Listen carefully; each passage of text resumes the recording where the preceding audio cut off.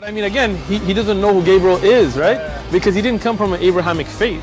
The people of Mecca were pagan. Quran is mentioned, if this book was from other than God, they would have found in it many contradictions. If a book is without contradictions, that has no bearing on whether it comes from God or not. I've had phone books that are inerrant, but I certainly don't think God gave them. That we believe without understanding. The brother asked a very important question, that most of the scholars say that listening to music, watching movies, and most of the television programs, they're haram. So how can we have fun? Let me tell you, brother, at the outset, that having fun is permitted in Islam as long as the fun is halal fun.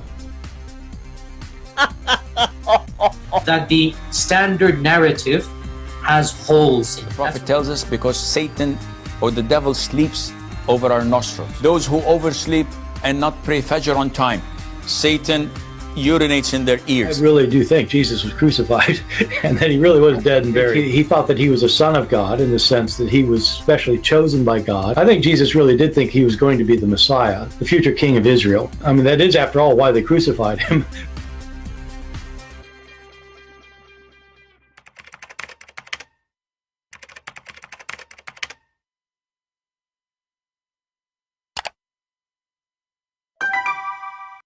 Hello everyone, and peace of Christ to all of you. Please invite your friends. And today we have a challenge for the Muhammadan about the laughable words of Allah.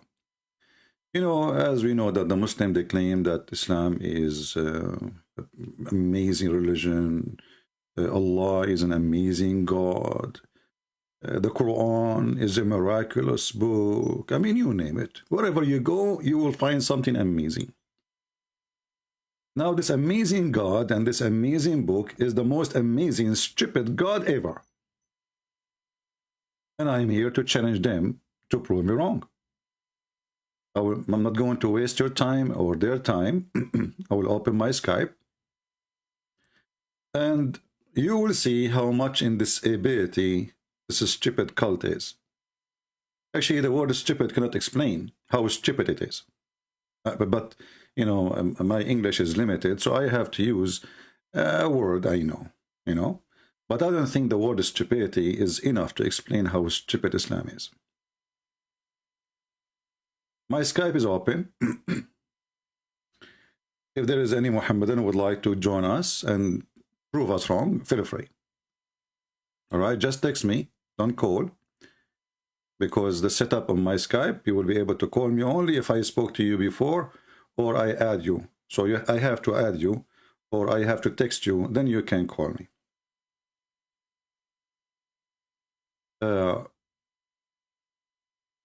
If you search right now in YouTube or in Google or whatever, you know, you will find thousands of articles about how amazing the Quran is. From scientific miracles, and you know, for sure there is not even a single one of them is accurate. And Muslims, they can call me right now and they can prove me wrong too. In any topic, in any aspect, you can show me that Quran can be something not laughable, you know, at least not laughable. I mean, there's many people write books and we don't laugh at what they write, right? I mean, unless they are so stupid. So who is a Muhammadan? He can call us now, especially if you are a sheikh.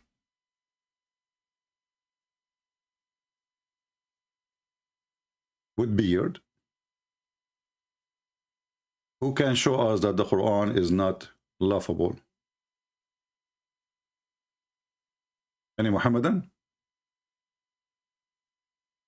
If you don't want to call us, this is your business, for sure. We cannot force people to call us. However, that will not stop us from laughing. We are giving you an opportunity so you can join us and you can prove us wrong. Actually, if we go in the beginning of this intro here, you will see how laughable Islam is. This Abdul, from the beginning of our intro, he said something very funny and very important. I mean, again, he doesn't know who Gabriel is, right? Because he didn't come from an... Muhammad, you do not know who is Gabriel. Isn't it? This is laughable. So we have a guy, he is 40 years old. He go every day, according to Islamic resource, to meet with a person who's supposedly a Nasara monk, which Muslim they claim the Nasara mean Christians, and he don't know, he never heard who is Gabriel. I mean, do you see why we say the Muslims are our best help? This is why actually they fear the debating us. So Muhammad is 40 years old, he never heard of Gabriel, never heard of him. He didn't know who's Gabriel. And why he did not know? When he explained why is even more laughable. Again, he doesn't know who Gabriel is, right? Because he didn't come from an Abrahamic faith. He did not come from Abrahamic faith. So all the Muslims' propaganda and agenda is a lie, it's a joke. Isn't it the Muslim they say to us that Muhammad is descended from Ishmael and he was worshipping the God of Abraham before Islam? Isn't this what they say all over? So he is not from Abrahamic faith. And he is not from Ishmael. And he do not know who is Gabriel. And actually, if you go to the hadith, you will see that the one who told him about Gabriel, it was Waraq ibn Nawfal. When he told him, okay, explain to me what happened. And then he told him that there's a guy came to him in the cave and he squeezed him 3 times and he told him how to read. And right away, Waraq ibn Nawfal, he said to him, oh, this is must be Jibreel. You know, imagine, we heard that Mr. Sheikh Uthman, he was in a parking lot and he been squeezed by somebody 3 times. You know, he was rude to somebody in the street. So the guy, he left, you know, obviously he's a violent person. He did spank Uthman and he squeezed him 3 times. And then Uthman, he made a big a noise about it being a victim. And he claimed that he recorded everything, but yet he will never post what he recorded. Obviously, it's shameful, you know, doesn't serve the propaganda, you know. And he claimed now to be a victim, and for sure we condemn violence, you know. But this is what happened to Muhammad, supposedly. He was in a parking lot, it's called the Cave of Hira. He'd been squeezed by an angel 3 times, violently, until Muhammad, he can't breathe. Another way, he was spanked by Gabriel. And then Muhammad, he went to his wife crying. But at that time, there's no YouTube to make a video about it. And to use some tomato sauce to claim that he'd been injured. So he went to his wife, and we can go and see the hadith here.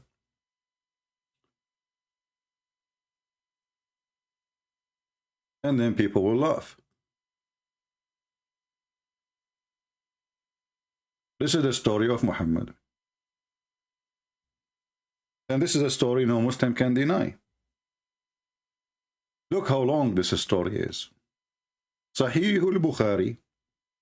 So the divine inspiration of Allah, Apostle, was in a form, in the form of good, righteous, true dreams in his sleep. Did you see what they are saying? The divine inspiration came to Muhammad in his sleep. Okay. I thought Jibreel is the one who delivered it to him. And then he never had a dream, but that come to be true. Remind me of that. All the dreams of Muhammad become true. We can prove that to be false too.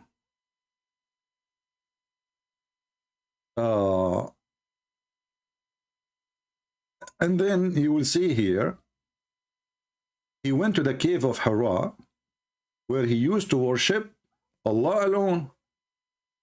Like, what the heck? We just heard this guy, Uthman, saying that Muhammad, he did not know the Abrahamic faith. He did not know even Jibreel. So how he go to the cave of Hira to worship Allah alone? Shall we play the video again? Let us play it again. The laughable Uthman. This is why we liked him, actually, and we encourage him to speak more, because the more poo-poo he do, this is why Mimi Hijab, he made a page, you know. There's a video made by this guy, the blonde guy, I don't know what his name is, funny. And he is accusing that Mimi Hijab is being bully, and he bully only Muslims, and he made a whole page in a website just to attack Muslims like Uthman and him, etc. So when this boy, he said that Muhammad is coming from the pagan, he is saying the truth. Muhammad is a pagan. Thank you. First time ever being truthful. I mean, again, he doesn't know who Gabriel is, right? Do not know. He does not know. Zero. You see, a person who is living between people who they are, there's Jews, there's Christians, there's etc., but he never, ever heard of Gabriel. 40 years old. Never. And he is coming from the pagan. This is his background. He's a pagan. Right? Because he didn't come from an Abrahamic faith. The people of Mecca were pagan. The people of Mecca are pagan, and he did not come from Abrahamic faith. Here you will see how Muslims, when they try to make a point in order to refute you in something, you know, they make poo-poo, you know, and the poo-poo is so big, and later they try to cover it. They bring some, you know, leaves of trees, you know, a fig tree, you know. By the way, I never heard of a God he swear by fig, you know, save Allah. I mean, God he swear by fig, and that's good, you know. This is one of millions of things laughable in the Quran. If you ask a Muslim why Allah swear by fig, you know, there is no explanation. I mean, why?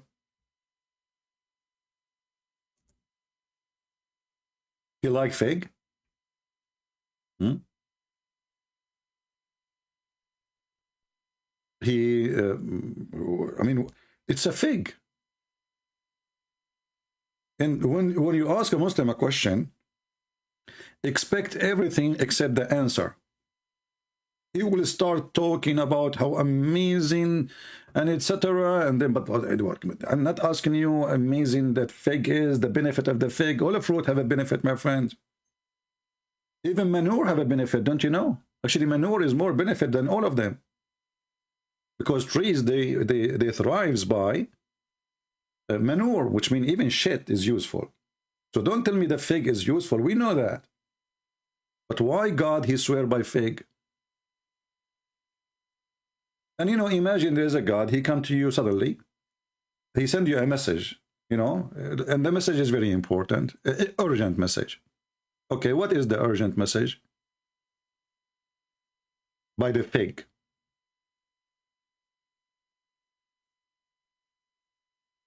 What is that? And what does that have to do with anything?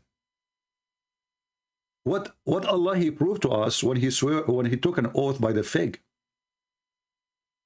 And Muhammad knows. So Muhammad was, you know, he's in a state of relaxation now, and he received an urgent message from Allah.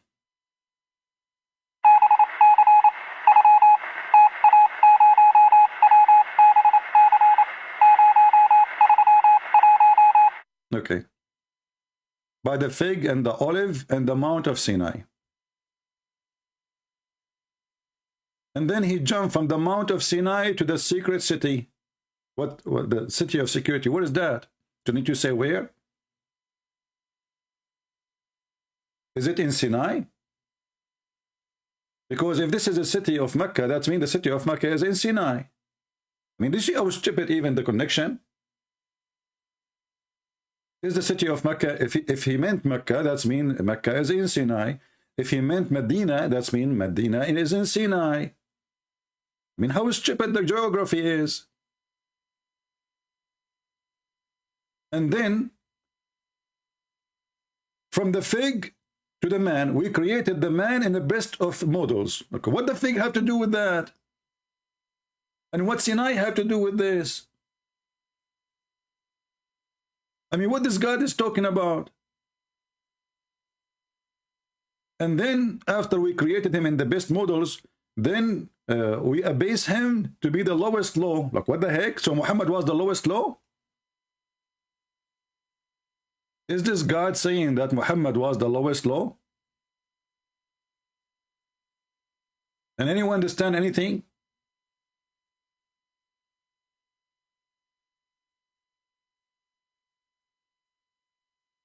You know what? I'm going to make an oath.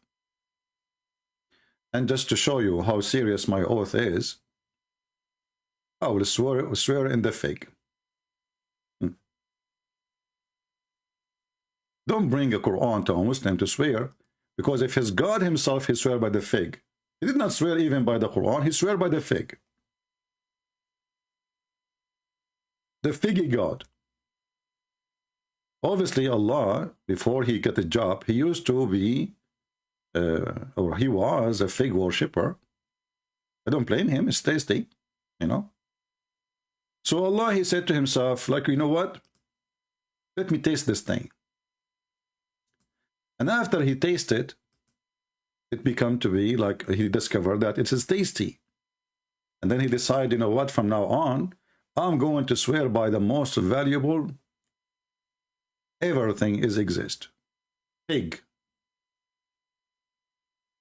And then after he swear by fig, he thought about what is next I'm going to talk about. Oh, an olive.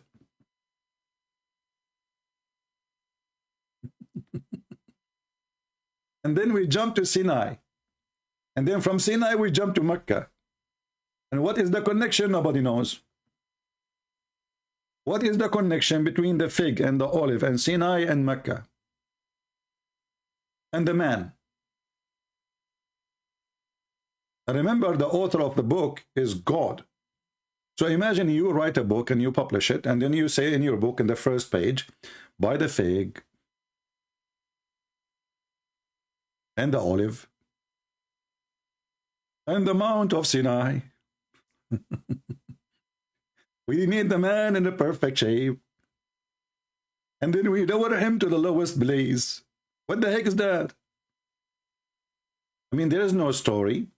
There's no topic. There's no value. And there's no statement is made yet. And here we go. I challenge the Muslims. And by the way, you can open the interpretation. You will die laughing about the Muslim trying to give interpretation for this. Shall we try? Hey, Muslim, shall we try, or you want to call us? Chapter 95, the chapter of the fig. I mean, have you ever heard of a book of a religion have the chapter of the fig? I mean, even the Hindus did not come with this. Like, you know, that Sadhguru, he is a vegetarian. He might make a book that says the benefit of the fig, but he will not say that fig is God, or God swear by fig, because when you swear by, you know, a fig, that's mean your God is fig. So let us go. Maybe the interpretation is more successful to understand, because we are limited in intelligence, not like the scholars of the Muhammadan who've been squeezed 3 times. Chapter 95, let us go there. And as you know, this is the official government website of the Kingdom of Jordan. By the fig. Interpretation. By the fig and the olive,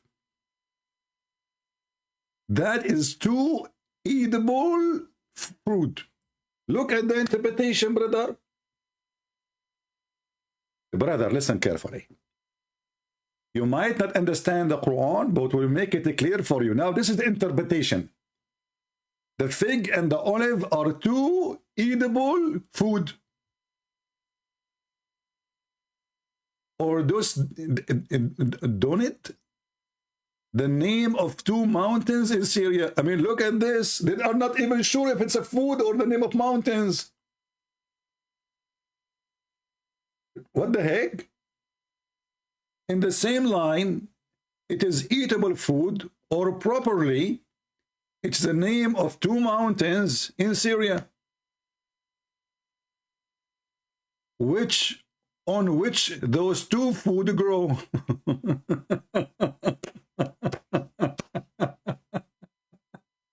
Isn't it clear now? Hey, we people, aren't you? Don't you have a full understanding of the word of God? Look at this amazing. So God, he swear by fig and olive, which is 2 edible fruit, or, and what is killing you when you read Islamic interpretation is the or. The second you see the or, somebody is unzipping and he is pissing in the road.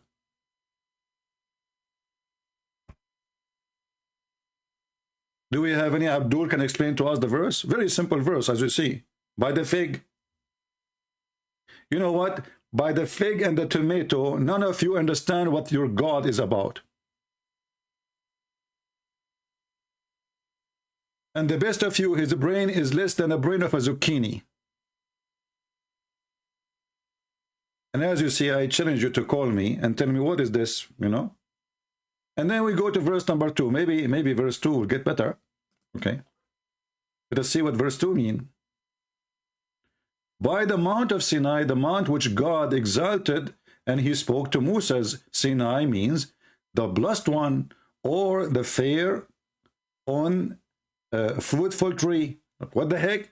So what the connection between you this guy, he just said that fig and olive is two edible fruits, or it's a name of mountains in Syria. What the mountains in Syria have to do with the mount of Syria of Sinai? And how you come to the conclusion that because the mount of Sinai where Moses he spoke to God, this is what Allah he meant. And in the same time, so what if God he swear by, I mean, what if God he spoke to Moses in that mount? Why Allah swearing by it? And if the mount of Sinai is a holy place, well, what Mecca then? And why Allah never said, go worship in the mount of Sinai? I mean, do you see the stupidity? If God he speak to his prophet in the mount of Sinai, well, God should not be speaking to Muhammad in Mecca then.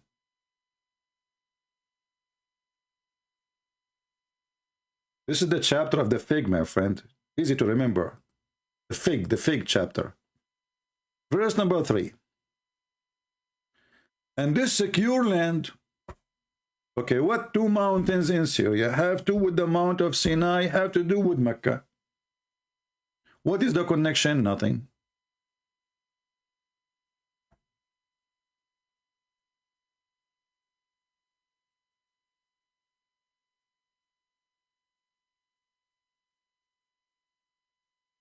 We go to verse number 4.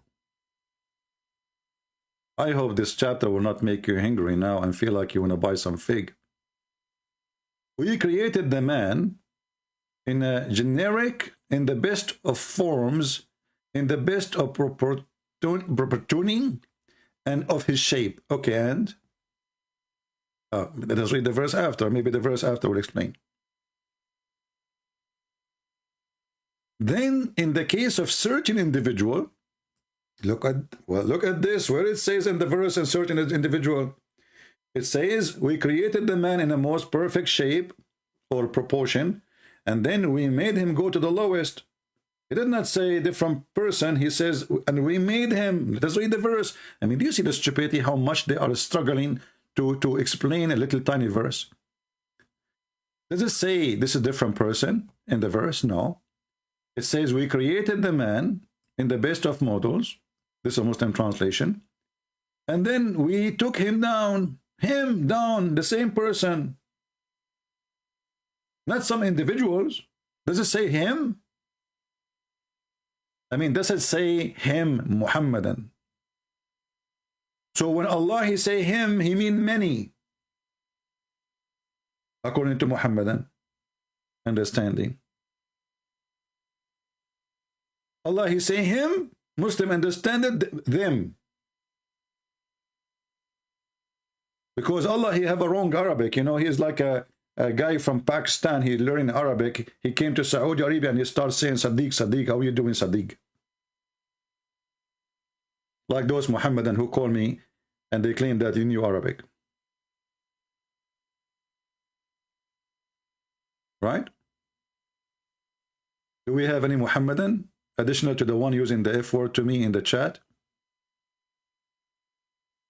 This is the best you can do? Say the F word? I'm afraid that you are a potent like your prophet who had 13 wives. He could not make one of them pump a kid for him. I mean, the guy, according to Muslims, he was like a rooster going from 1 to 1 to 1, and then he could not have any babies. And the Muslim, they say he have, well, then we ask you a question. If the soul of every human being is in the head of Allah, why Allah was grabbing the souls of the kids of Muhammad one by one? Isn't it weird that Muhammad is the most beloved person for Allah? When a person he died by cancer and he's a Christian, the Muslim make mockery of him. Allah he punished him. Okay, we will go that, no problem. Allah he will punish me too. So one day I will die, you know? Yeah. And then the Muslim, they will say Allah killed him. After all what I did, now he remembered to kill me? Shouldn't he kill me the same as the story of Al-Qadr when he killed a child? Before he do what he's going to do? Anyway, so Allah is the one who punish people. So when Allah he take the souls of the children of Muhammad, why he is punishing Muhammad? And not to forget the laughable Quran does not stop here, where the Quran says that if Muhammad he fabricate Quran, Allah will punish him and he will cut his artery. And later we find that Muhammad, he was explaining to his wife how he is dying. He said, the poison I ate in Khaybar, as now is cutting my artery. Laughable Quran. If Muhammad is lying, fabricating words of God, for sure, certainly, will size him from his right hands. But Muhammad was lefty. Oh, no, he was right, sorry.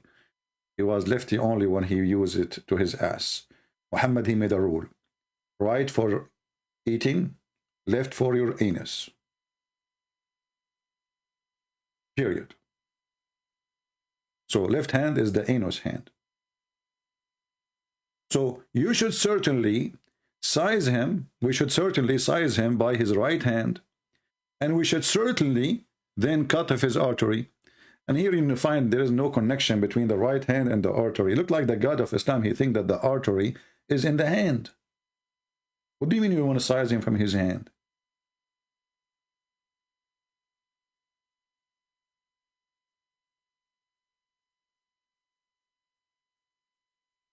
Huh? Why you want to size him from his hand in order to cut his artery?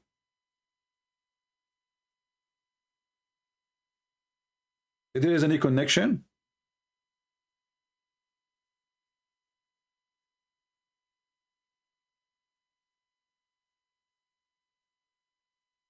And then we find the hadith saying that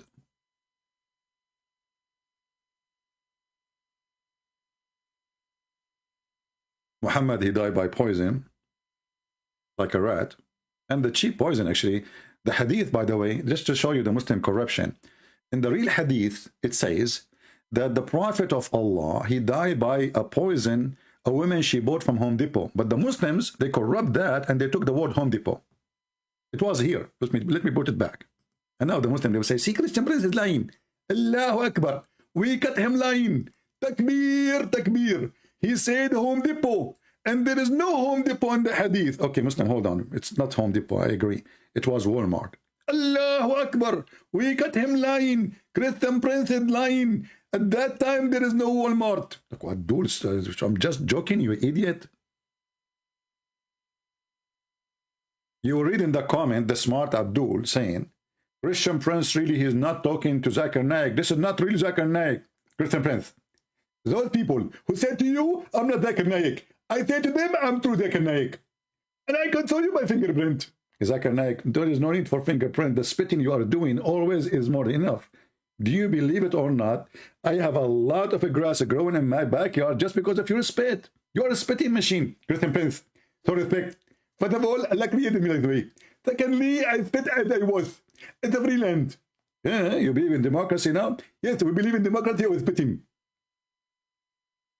And you will see Abdul man now making comments saying, this is not Zakir Naik. Sound look like him. But trust me, brother, this is not him. This is how smart they are. So the Prophet, he died by poison, while Allah was swearing by fig. I mean, do you see how important it is? Muhammad is dying by poison. Allah, he put a fig in front of him. He have an important topic to say to us, to the world. I swear by the fig.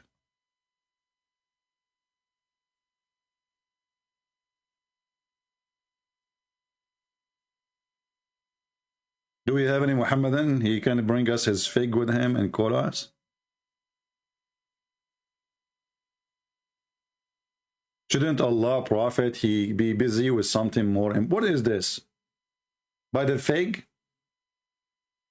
And why he don't explain why he is, you know, what does that mean exactly? Why does God, he cannot make a full sentence, can tell us something useful?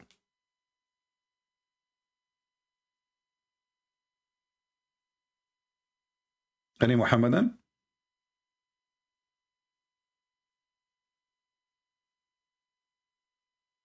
Zero Muhammadan until now texting us, so we can call.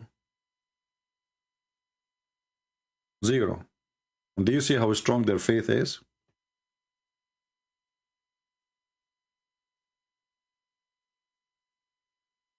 Allah was a figgish God. William, you want to call? Why you want to call? Are you a Muslim, my friend? Only Muslims can call me. If you are not a Muslim, you cannot. I take only calls from Muslims because we want Muslims to respond to what we say. We don't want you to tell us I agree.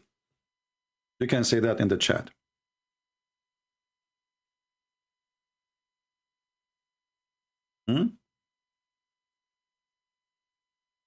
Look what this Muhammadan he is saying to us in the chat.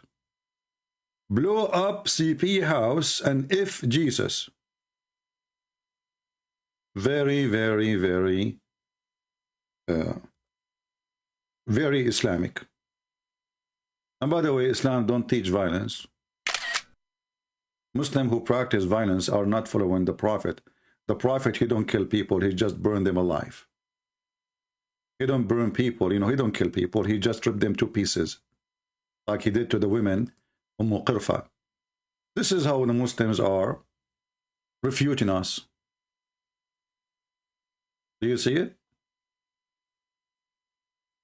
Yeah, my friend, you blow up my house, don't worry, you know, it's okay. I will have a new one second day. Allah will provide me, brother. I will tell you why, brother. I planted a fig tree in my yard, and then I will go and sell the fig. And as long the fig is holy, I will set in the Holy Land, and I will make a lot of money. And all the scholars agree with me. What you can do about it? Coward. And look at those, they are making living and business from this, I mean, look at those genius. Can you find me one of them, he understand even what he is talking about?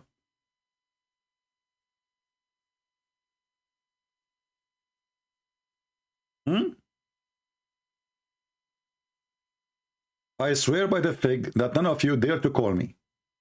Prove me wrong. By the fig and with the... I can't swear by watermelon because Muslims allow sex with watermelon.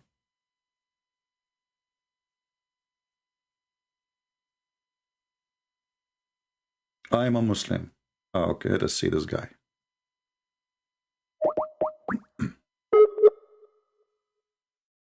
Let us call this guy and see.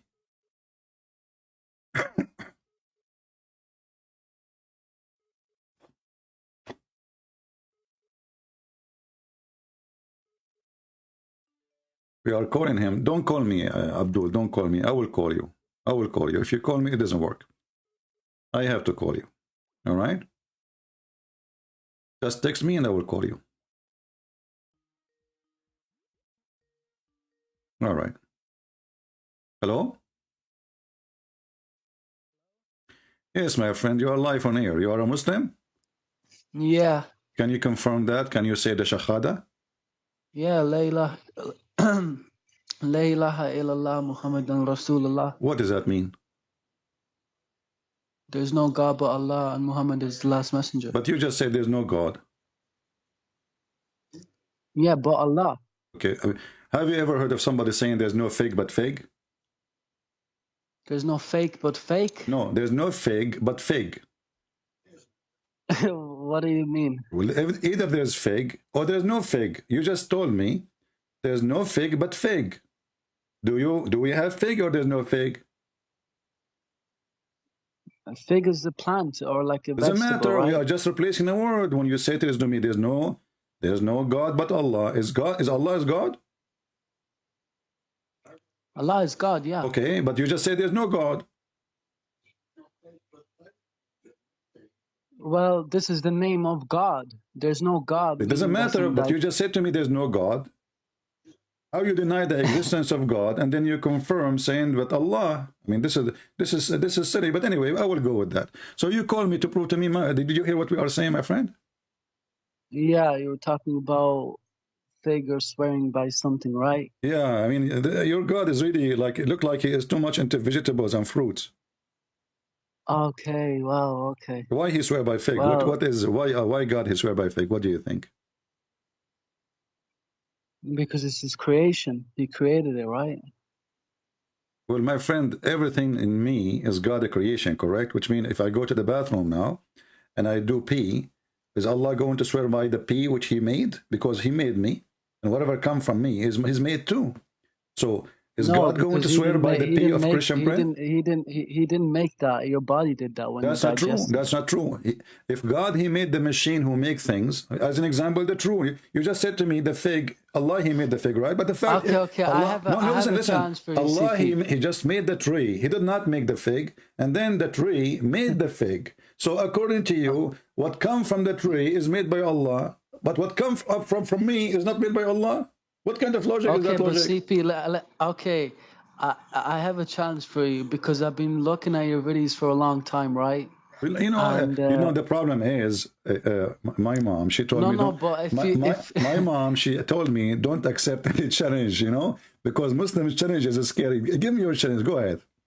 Okay, if you show me why I should, if Islam is false, then I will leave Islam. If I show you why Islam is false, you will leave Islam. This is the challenge. If you show me why I should leave Islam and why it's not the truth, then I will leave Islam because I watched your videos and I have some doubts, but it's very hard to leave. Okay. But like, yeah, so that's my challenge. If you show me, I will leave right now. Can you give me yourself the most strong reason for you to believe in Islam, so I can go from there? What is the most strong thing for you?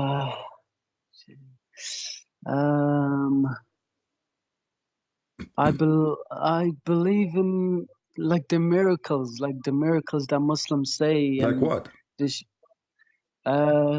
Like the fig? Like no, not the fig. Probably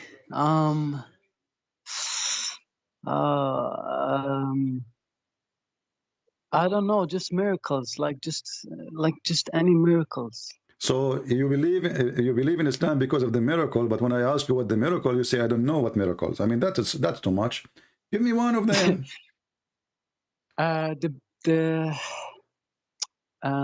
The bee one, the way the honey makes the bees make the honey. The bee, thank you. You see, remember what I told you, that Allah he swear by my pea. Now Allah will swear by the bee and he will swear by the honey. Look at this. You just mentioned to me the bee honey, right? But according to the Quran, according to the city Allah, the honey of the bees is their poo-poo. No. Okay, you want to see? Yeah. All right. According to the Quran, bees, they eat a fruit and they poo-poo honey. Okay. Let me see. Put it up on your thingy because I can't see it. What do you mean, let me see? You are the one who mentioned the verse. You do not know what the verse is? Read it. Here we go. No, I know the verse. Go and eat all the produce of the earth. What the bees do? They go and eat all the produce of the earth. But by the way, it says fruits, not produce. If you change the translation, this guy doesn't eat it. It doesn't say produce, really. It says a fruit, thimar. So if you go to different translator, let's see. I think the bees they went to eat the fig. So then eat the fruit and follow the ways of your Lord made easy for you. Allah, He made easy the way for them. But as I know that bees, they fly, they don't go on roads. But anyway, let's go. There come forth from their belly a drink. So according to the stupid Allah, the bees, they eat pig and they piss honey. No, but doesn't the nectar get collected in the bees' This is not what it says. This is not what it anyway? says. You see, my friend, when you say the nectar is not the food they eat yet. It is something they store, correct? Yeah, in the belly. But Allah saying, no, Allah saying you eat from the fruit. You eat from the fruits. You eat from the fruit, and then after you eat from the fruit, honey will come from your belly. Okay. How is that happening? Well, Muslims said that the way I read articles, and the Muslim sheikh up in the mosque explained to me that this is the way that they store the nectar, and this is where the honey comes from. My friend, can't Allah say, go and collect the nectars? I mean, Arabic is very simple. I know. If Allah want to make a miracle, He can say, okay, bee, let me, I get a bee here. Hey, bee, what do you do for a living? Okay. I translate for you now. I collect nectar, and I put it in my mouth. All right. And I put it in a tube inside my mouth. And then I take it to the hive, which means the bee which collect the nectar is not the same one who make it honey. Do you agree? Yeah. But the Quran says the opposite. Okay, fine. What do you mean, okay, fine, my friend? You made a challenge for me.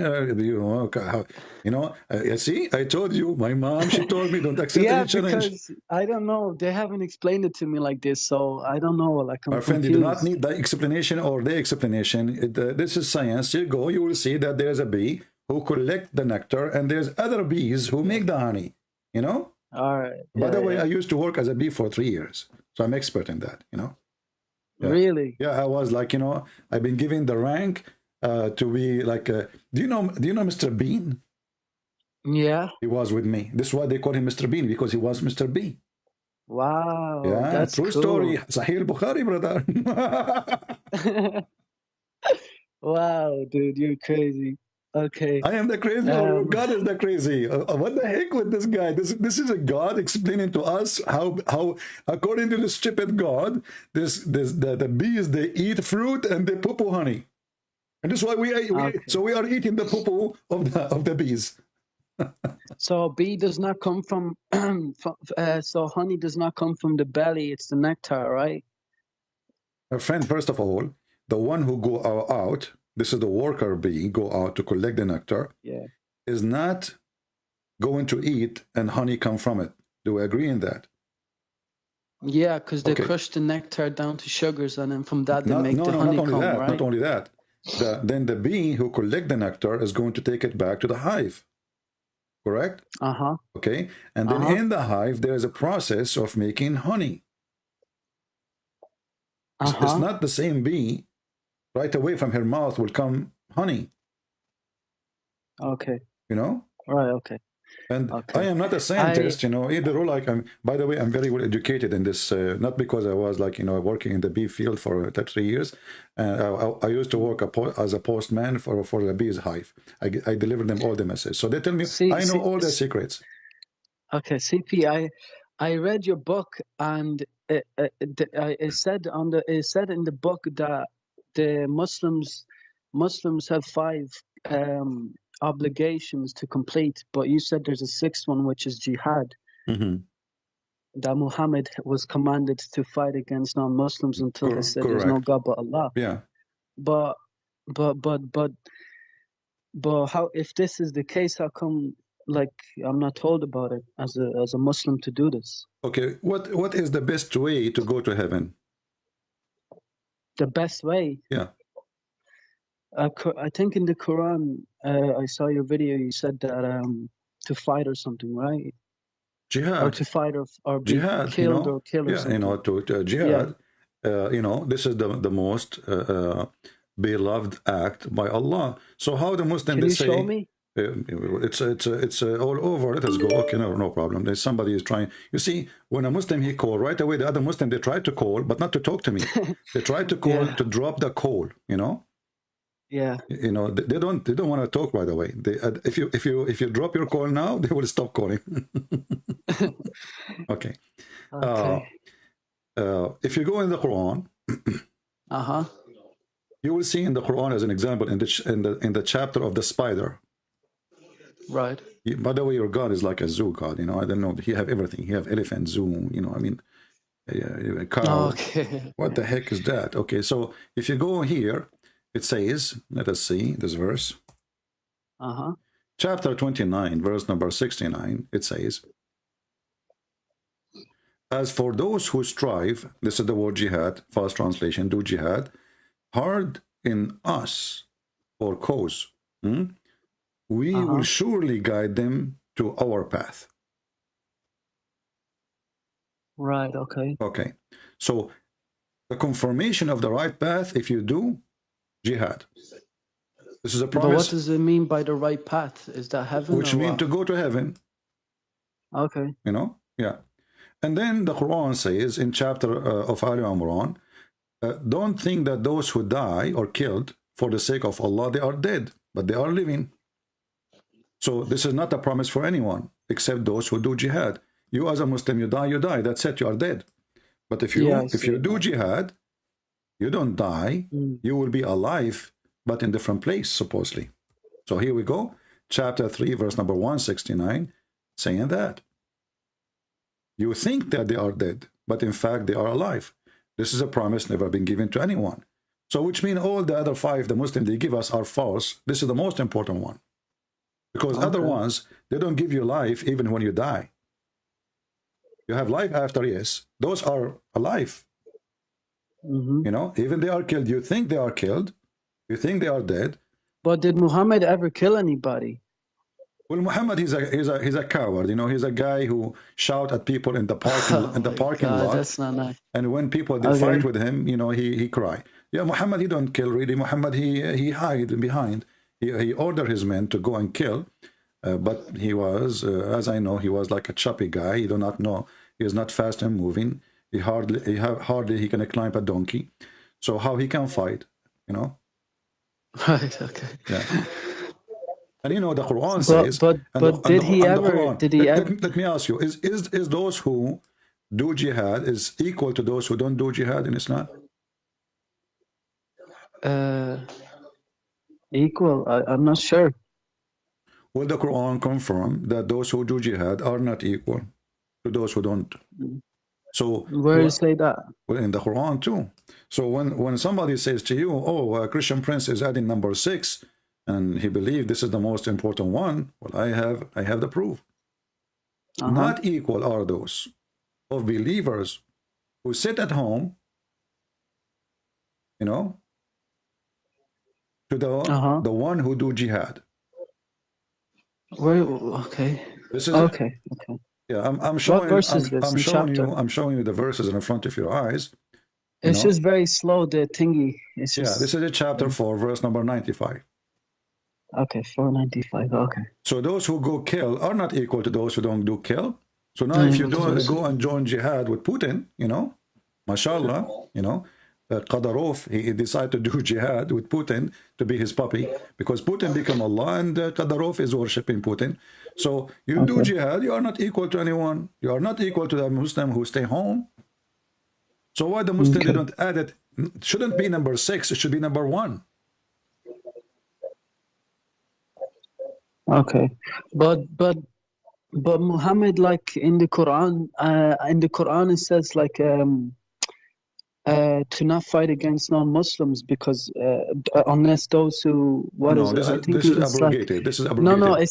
It says I heard Ali Dawah say it in Speaker's Corner. He said that if do not fight against those only if they remove you from their homes or something like that, or kick you out of their homes. There's a verse in the Quran that says that. Is that the guy who wear a jacket from the circus and his wife, she gave him a grape?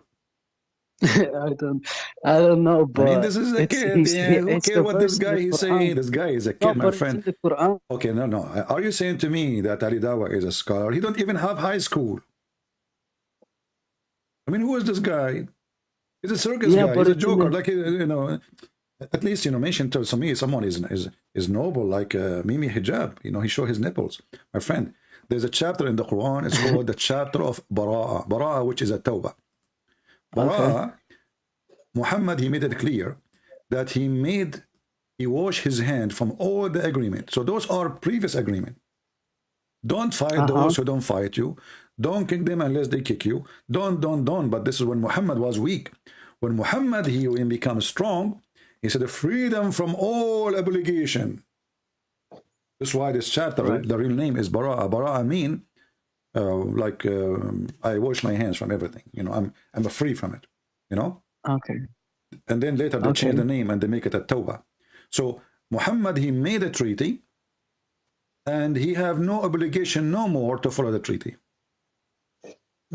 Go for the coming 4 months and see killing as much as you want. You know. And you know, when, the funny is, the reason the Quran is confusing, when you read verse number 1, then verse number 2, verse number 3, you think they are coming in order. Right. This is where the confusion coming from. But the fact that verse number 1 is the last one in the chapter, not the first one. Yeah, but my question was, I think I said it before. I know there's a lot of things in the Quran that says kill the kuffar and the pagans or whatever. My friend, just to show you, but these things are from wars, though, right? This is the same chapter 9, verse number 7. How can there be a treaty with Allah and His Messenger for the idolaters? As a friendly way. No, how you can have a treaty with them? You cannot have a treaty with them. You cannot. Why? Because simply Muhammad, you see, Muhammad is a deceiver. They went to Putin, they told him, are you going to attack Ukraine? He said he swear by Allah 1,000 times. But Putin is not a Muslim, he's a Christian. No, he is a Muslim because he do the act of Islam, my friend. He's a criminal. He's acting the act of Islam, yes. So listen carefully here. When Muhammad, he sent a letter to the king of the Roman, convert to Islam or die. Did he? Where did he say that? I heard you say that before. Where did he? I never saw any reference. Can you just show me that so I can be? Do you watch my? Do you always watch my videos or only read my book?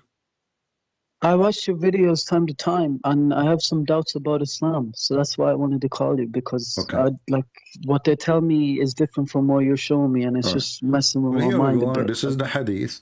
Allah, false messenger, he sent a letter to the king of the Roman, and he said to him, Aslim Taslim, a threat.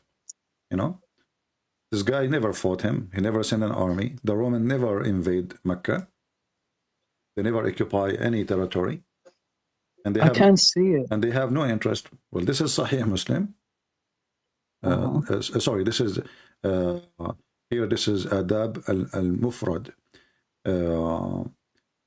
hadith number 1109. But you can find it in Sahih Muslim too.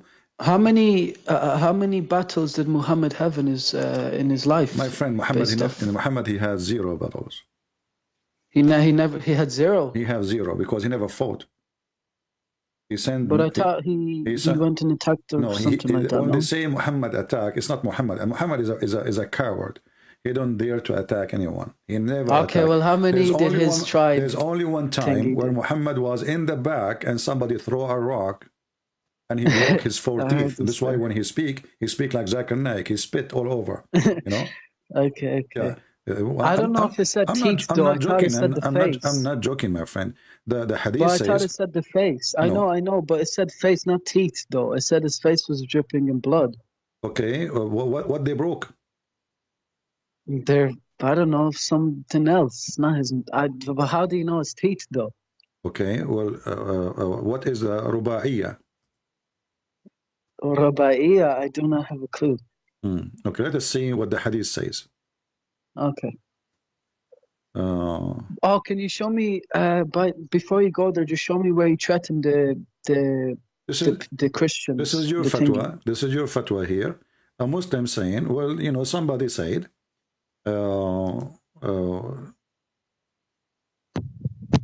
somebody, let me find, this is a fatwa. Somebody's asking, do you speak Arabic? Me? Yeah? No. No. Why you don't speak Arabic? I don't speak Arabic because Okay, I'm from Europe. Listen. I'm going to ask Harut and Marut, you know? Uh-huh. I will say some black magic words, and you repeat after me, and right away you will start speaking Arabic. Okay. Say, let me open first the chapter of Harut and Marut. But you are joking? You think I'm joking? This is my friend. We do this for a living, my friend. We are here doing black magic. You know, I have customers coming from around the world. Listen to me. I'm you know, this is not this is true. So listen. Here, but Allah, I don't know. How does black magic exist in the 21st century? Show respect, please. Chapter 2, verse 102. Okay. They followed the evil ones, gave out falsely against the power of Solomon. You know the power of Solomon? He can sleep with 99 women non-stop, yeah, okay. You know. Yeah, he's like, you know, not so strong because I don't know why he could not finish 100. That was Shaitan came in the image of him, right? But look, and then, but the evil ones teaching man magic. Who? The evil one. But who teach the evil ones magic? Such a thing came down in the Babylon to the angel of the Babylon, the angels Harut and Marut. But neither of those taught anyone such a thing without saying, disclaimer, we are here for a trial. So don't do blasphemy. And they learned from them the means to sow discord between the man and the wife. Are you married? No, I'm not married, no. Okay, you know what? Thank God, because I don't want to. No, listen, I want you to get married because I want to show you my power now. I learned from Harut and Marut how I can make you fight with your wife and get divorced. What do you think? What verse and chapter is this, by the way? This is the chapter of the cow, you know? The chapter yeah, of but the, what surah? The chapter of the cow. Surah, you know, surah is a chapter. Yeah, but what number surah? What like verse you mean? 6, One 7? verse? Yeah. Okay, 102. 102. Which the cow? 102. Okay, I'll search up the cow. No problem. Yeah. By the way, do you know why your God he called this chapter the cow chapter? No. No. No. Think again. Why you call this the chapter of the cow? I don't know. According to Allah, and this is the laughable book of God, a man, he killed somebody. He's a Jewish guy, you know? Right. They were fighting over a credit card, obviously. So this Jewish guy, you know, he was killed by other guy. He's a Jewish too. And then they want to know who killed this guy, you know? So they come to Moses and they told him, hey, Moses, can you ask your God to find who is the one you know, who killed this guy, you know? So Moses, you know, he have a connection. He's a Jew, you know, they have connection everywhere, you know, in the White House, with Putin, everywhere. Like wherever you go, the Jews have connection. And Allah is no different. So, you know, he connect with Allah and he told him, bring some beef. And some they say it was the penis of the cow. Some they say the tail, some they say the tongue, depending on the scholar. And then they say, so we say to strike the body with the piece of the heifer. You know, heifer is like a kind of cow. They do heifering thing, you know. So, and this is how Allah, he raised people from death. Right. What do you mean, right? Okay. What do you think about this?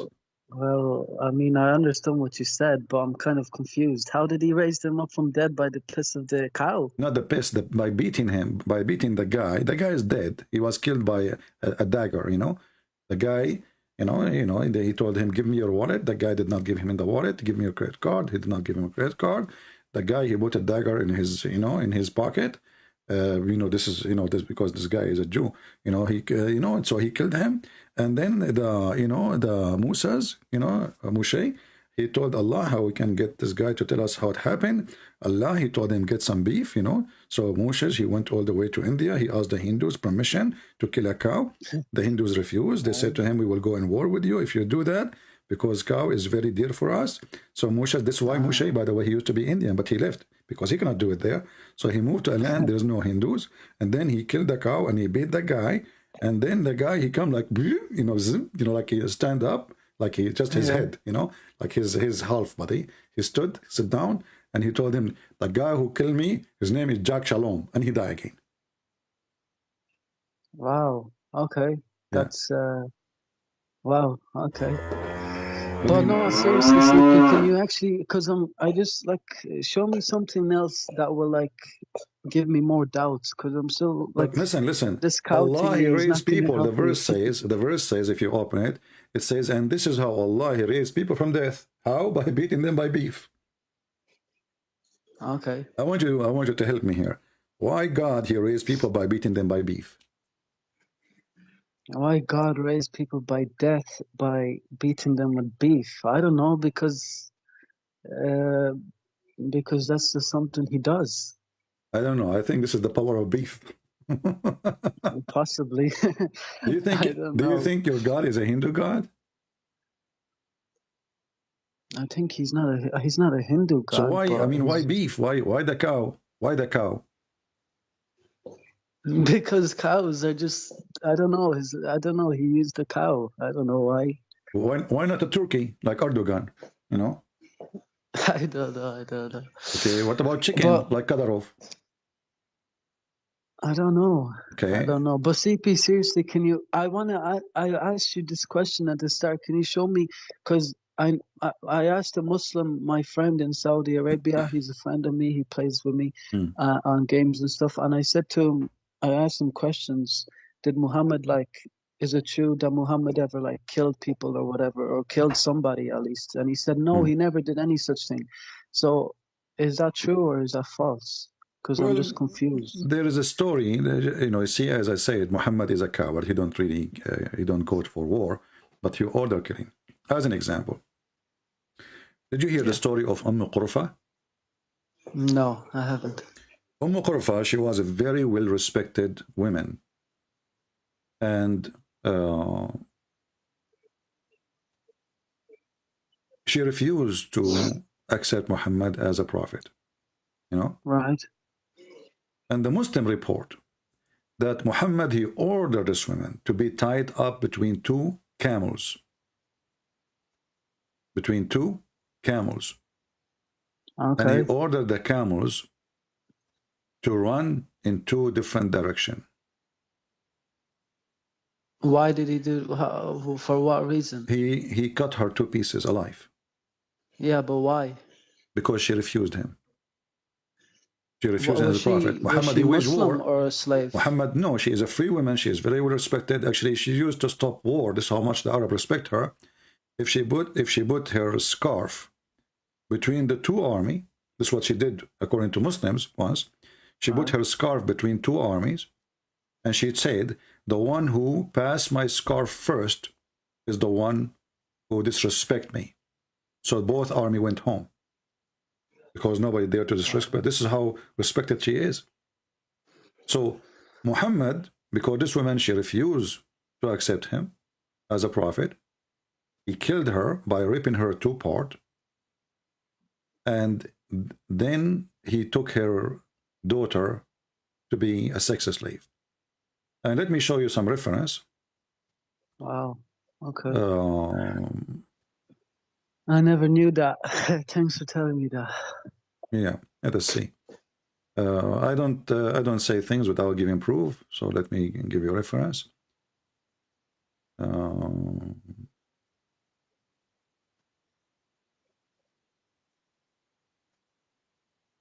And not only she is a woman, she is a very old woman. Okay. Okay, I will use Google Translation to help you. Yeah. And I will post the link. Actually, I believe there is a book translated in English for this, but I don't know where the link it is for it. The book name At-Tabaqat al-Kubra, Muhammad ibn Sa'd, volume number 2, page number 90.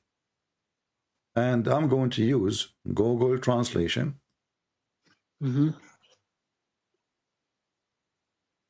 Translate to Google. If you go to the end of the page here, it says, She was a very old Qurfa. She was a very old woman, and he killed her violently.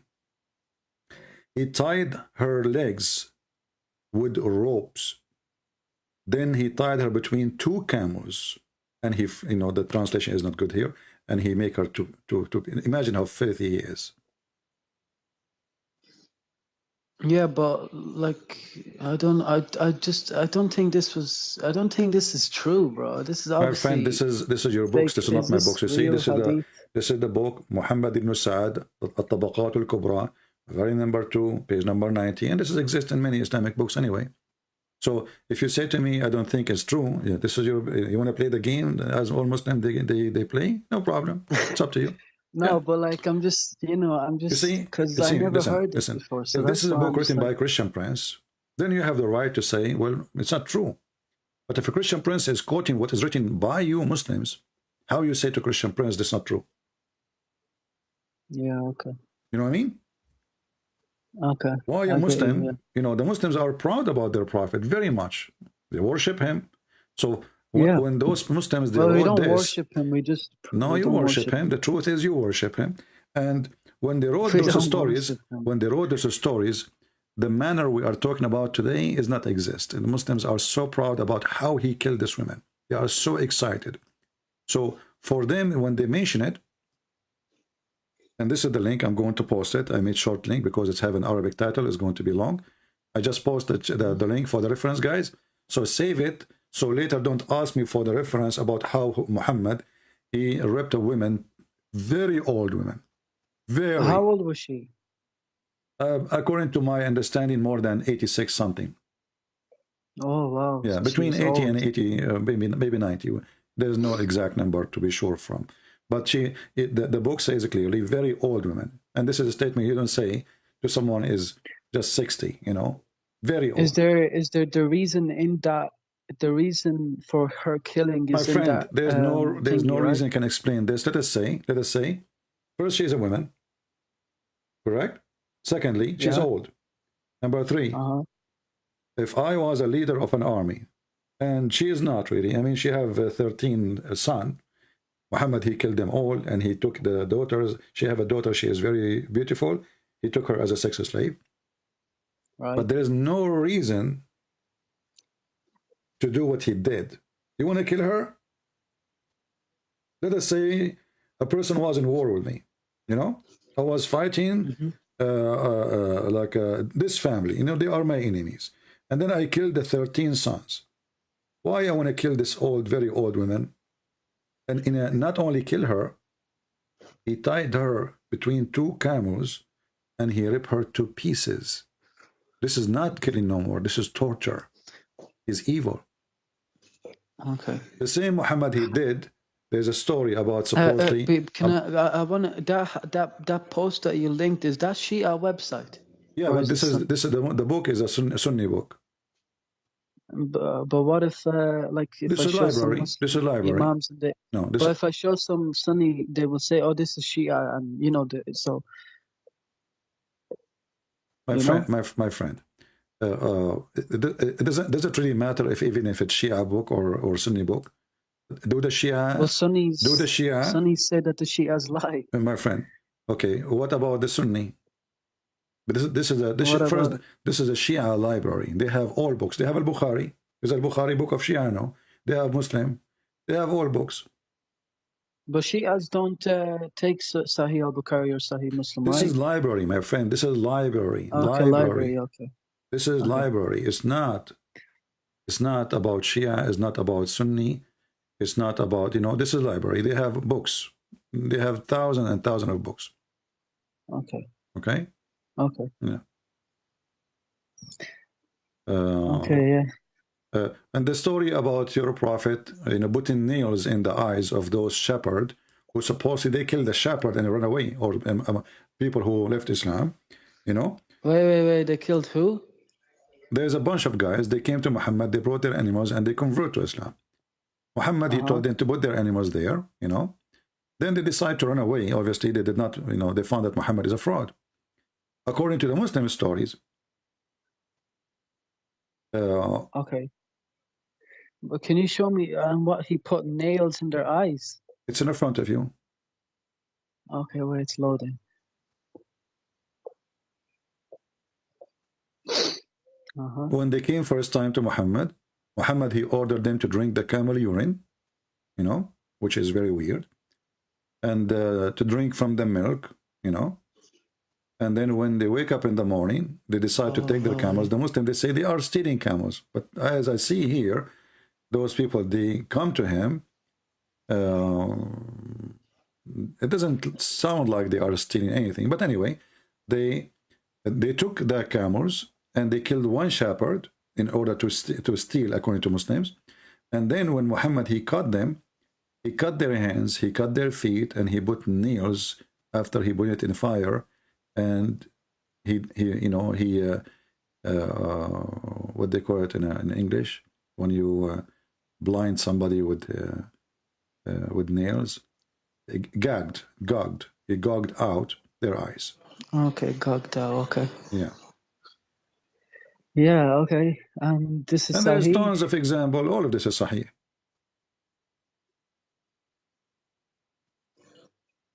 Well, how come nobody tells me the history of Muhammad? They keep saying, like, I went on YouTube to search his documentary of his life, and the sheikhs and the imams are telling me his life, and everything's just, he's a peaceful man. I don't even understand how this is. Yeah, Muhammad is peaceful, but isn't it the Quran says that those who do mischievement in the earth cut their feet, cut their hands, cut their etc.? Yeah, but that mischief is like, if you read the first verses of that, it says if you wage war, okay, against Muhammad and Allah. So it's not just like just going killing them. If you wage war. No. Wage war in Islam is me. Now, I am, according to Muslims, I'm waging war, so I deserve a punishment, as the Quran says. War is anyone who opposes Allah, Messenger, he is in war. And even if you don't actually oppose Allah, as long as you refuse to accept Islam, you're at war. That's why the Quran, chapter 9, verse number 29 says, attack those who believe not in Allah in the last days. Not those who attack you, those who believe not. Just because you don't believe not, you are at war with them. But that's the war. That was a battle between a Roman Christian thingy and no, my friend. The one who started first of all, Muhammad, he started killing the Christians and the Jews before he went to the Roman. And the Christian, they never fought Muhammad. They never have a war with him, and there's no reason for him to kill them. And when he said, "Kill them if they pay you jizya," then don't stop killing them. But the speakers, the Dawah team in Speaker's Corner in London, they said that all the wars or battles or whatever, they threatened and they attacked the Muslims. Well, I just showed you the hadith where Muhammad, he sent the letter to the Romans saying, become a Muslim, you will be safe. Aslam taslam. So it is Muhammad who sent. Muhammad, he sent the letter. He sent letters to the Persian, to the Roman, and to the. Did the Persian attack Muhammad? No, he attacked them. Persia is far away. At the end of the war. Okay. So why the Muslim army went there? I mean, I don't know. Muslim lies. But the Muslim lies is bigger than the biggest poo-poo in the earth. So maybe this was just one time. Maybe most of the battles when Muhammad, he sent his army to fight the Persian and the Roman and to Egypt, you know, the ruler of Egypt, he sent them gifts. He did not fight him. He sent them gifts. He sent them Maria the Copt and her cousins. Is it true that Egypt was never a Muslim country and it was forced by Muslims to become Muslim? No, this is the land of the Coptic, and the Coptic were occupied by the Roman. But the Roman of that territory, the Roman ruler, he was a friend to Muhammad. He sent him a gift. Muhammad, you cannot trust Muhammad. He take your gift, second day he go and kill you. So they never fought him. Name for me when the Egypt attack, the Roman in Egypt attack Muhammad, never. How they can do so? How even they can do so, my friend? There is a sea between them. Egypt is not in the border of Saudi Arabia. But how did they manage to attack Egypt then? They took the, you know, they attack in, they took Boats? they took the Jordan, they take Syria, and then they invade, you know, they went all the way to Egypt. Anywhere they can cross the sea. Okay. Yeah. I don't know. I'm just confused. So what do you Because think? like I pray like 5 times a day, and I would like wake up for Fajr every morning. Why you pray 5 times a day? 5:30. Why you pray 5 times a day? Because I'm very strict about my religion, and I just like. Okay, where in the Quran it says pray 5 times? Oh my God! Why did I have to say that? Because I know it says 3 times in the Quran, but it's like there's five names of the prayers mentioned in the Quran. What 5 prayer? Can you show me the 5 prayer mentioned in the Quran? I think there's a verse in the Quran that mentions all the prayers. No. Teach me. I want to learn. I don't know the verse, but and you know, you see, okay, you know Mimi Hijab. Mimi Hijab, he says, the Quran says, if this is a book made by other than Allah, is going to be not from God. There's contradiction. If there's a contradiction, correct? Okay. Okay. So if you say to me, there's verse mention 5 prayer, and then the Quran says pray 3 times, 2 at the end of the day, and 1 in the, you know, in the approach of the night.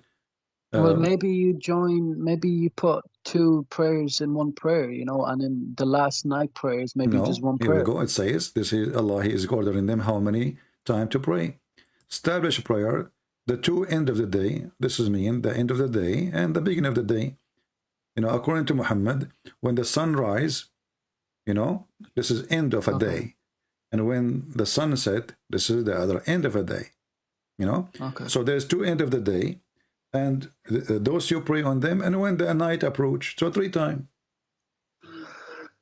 The one who make it 5, it was Moses. When Muhammad, he went to Allah, supposedly, and Allah enjoyed Muhammad with 50 prayer.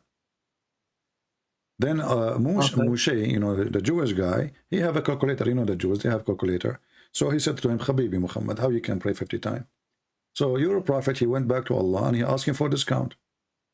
Have you ever heard of a God he give discount from 50 to 5? Well, it's just how God does. I mean, in the Bible, God changes his mind a lot about different things too, right? No. Yes, when Moses came to ask Jesus about to not kill or punish some type of people, and then God said, "Don't kill them" or something. Okay, but this did not change his mind. This did not change his mind. Well, it was his order was first to kill them, and then Moses asked Jesus to not kill them. This is what asked Jesus. What are you talking about? Listen. So, oh God. No, if you want to give me something, give me a reference so we can read, and you will see that you are wrong. But here, this God, he told Muhammad 50 prayer, right? Okay. Okay. But what's wrong with God changing his mind? It's not about changing his mind. It's not about changing his mind. I mean, the guy, you just gave him 50 prayer. Why you give him 50 prayer if he cannot do it? Because the Muslims won't be able to do 50. There's Muslims today that can't even do 5. You are saying that Allah is wrong. So Muslims cannot do 50, you know? No, he wasn't wrong. He wasn't wrong. He was just, it was just maybe, I don't know. It's just something that you just said. You just said the Muslims cannot do 50, correct? It'll be really hard, yeah. No, it's not very hard. It's impossible. How many hours a day? You sleep 8 hours, right? Yeah. Okay, at least. I mean, some people sleep more. Yeah, okay. Yeah. So if we have 16 hours, I'm going to use a calculator. This is made by the Christians. This is why the numbers will be false now, because the Christian calculator is wrong, you know. So if we have 16 hours left and we have 50 prayer, so we are going to divide 50 to 16. Yeah, but 1 prayer for me takes like maybe like 8 minutes, maybe 7 minutes. Okay, 8 minutes or 7 minutes, but you need to do ablution before the prayer, correct? Yeah, but not every time before you pray. It just depends if you went to the toilet beforehand. So you spend the whole day, you don't go to the toilet? No, but like if I'm praying 5 times a day, I maybe have to do ablution like 2 times. If you touch your wife, you have to do ablution. Just well, touch her hand. Luckily, I don't have a wife. So I know. If you touch your mother, you know, you have to do ablution. But anyway, Okay, so ablution. 50 Okay, go ahead, time, make 50 your point. time divide to 16. This is without the ablution. That means you have to pray 3 times an hour. Correct? Okay. Okay. That means you have to pray every 20 minutes. No, not 3 times an hour. Why you say 3 times an hour? 15 divide to 16. We said we sleep 8 hours at least. Okay. I mean, you might people don't sleep 8 hours really. I mean, if you are Well, I know I sleep about 9.5. Yeah, I sleep 24 hours. You know, I'm talking to you now, sleeping, by the way. Yeah. I'm a sleeping, talking person. Jibreel, you know, he's talking to you now. So, so this is impossible. And even the hadith says that, you know, the Musa, he told Muhammad, well, your people cannot do that, right? And obviously Muhammad is convinced, my people cannot do that. So Musa, he told him, go back to Allah and ask him to lower it. So from 50 to 5.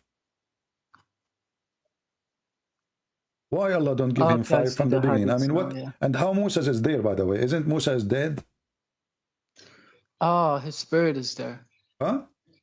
No, his spirit is there. No, he did not see spirit. He see spirit. His spirit is there. Yeah, that's what I said. His spirit is there. That's false, my friend, because resurrection, after resurrection, prophets and a human being, all of them, their body resurrected with the soul and then reunited. Oh, that reminds me of a question. I heard you say in one of your videos to a guy that in the surah in the Quran it says that before Muhammad all messengers passed away. Before what? Before Muhammad all messengers passed away. Yeah, the Quran says that, not me. Yeah, but but in the English translation it doesn't say all. Well, this is false translation as usual. What you expect? It says قد خلت. قد is حرف استحقاق. قد خلت. Okay. قد خلت من قبلهم, which means it's already accomplished. All messengers before them did pass away.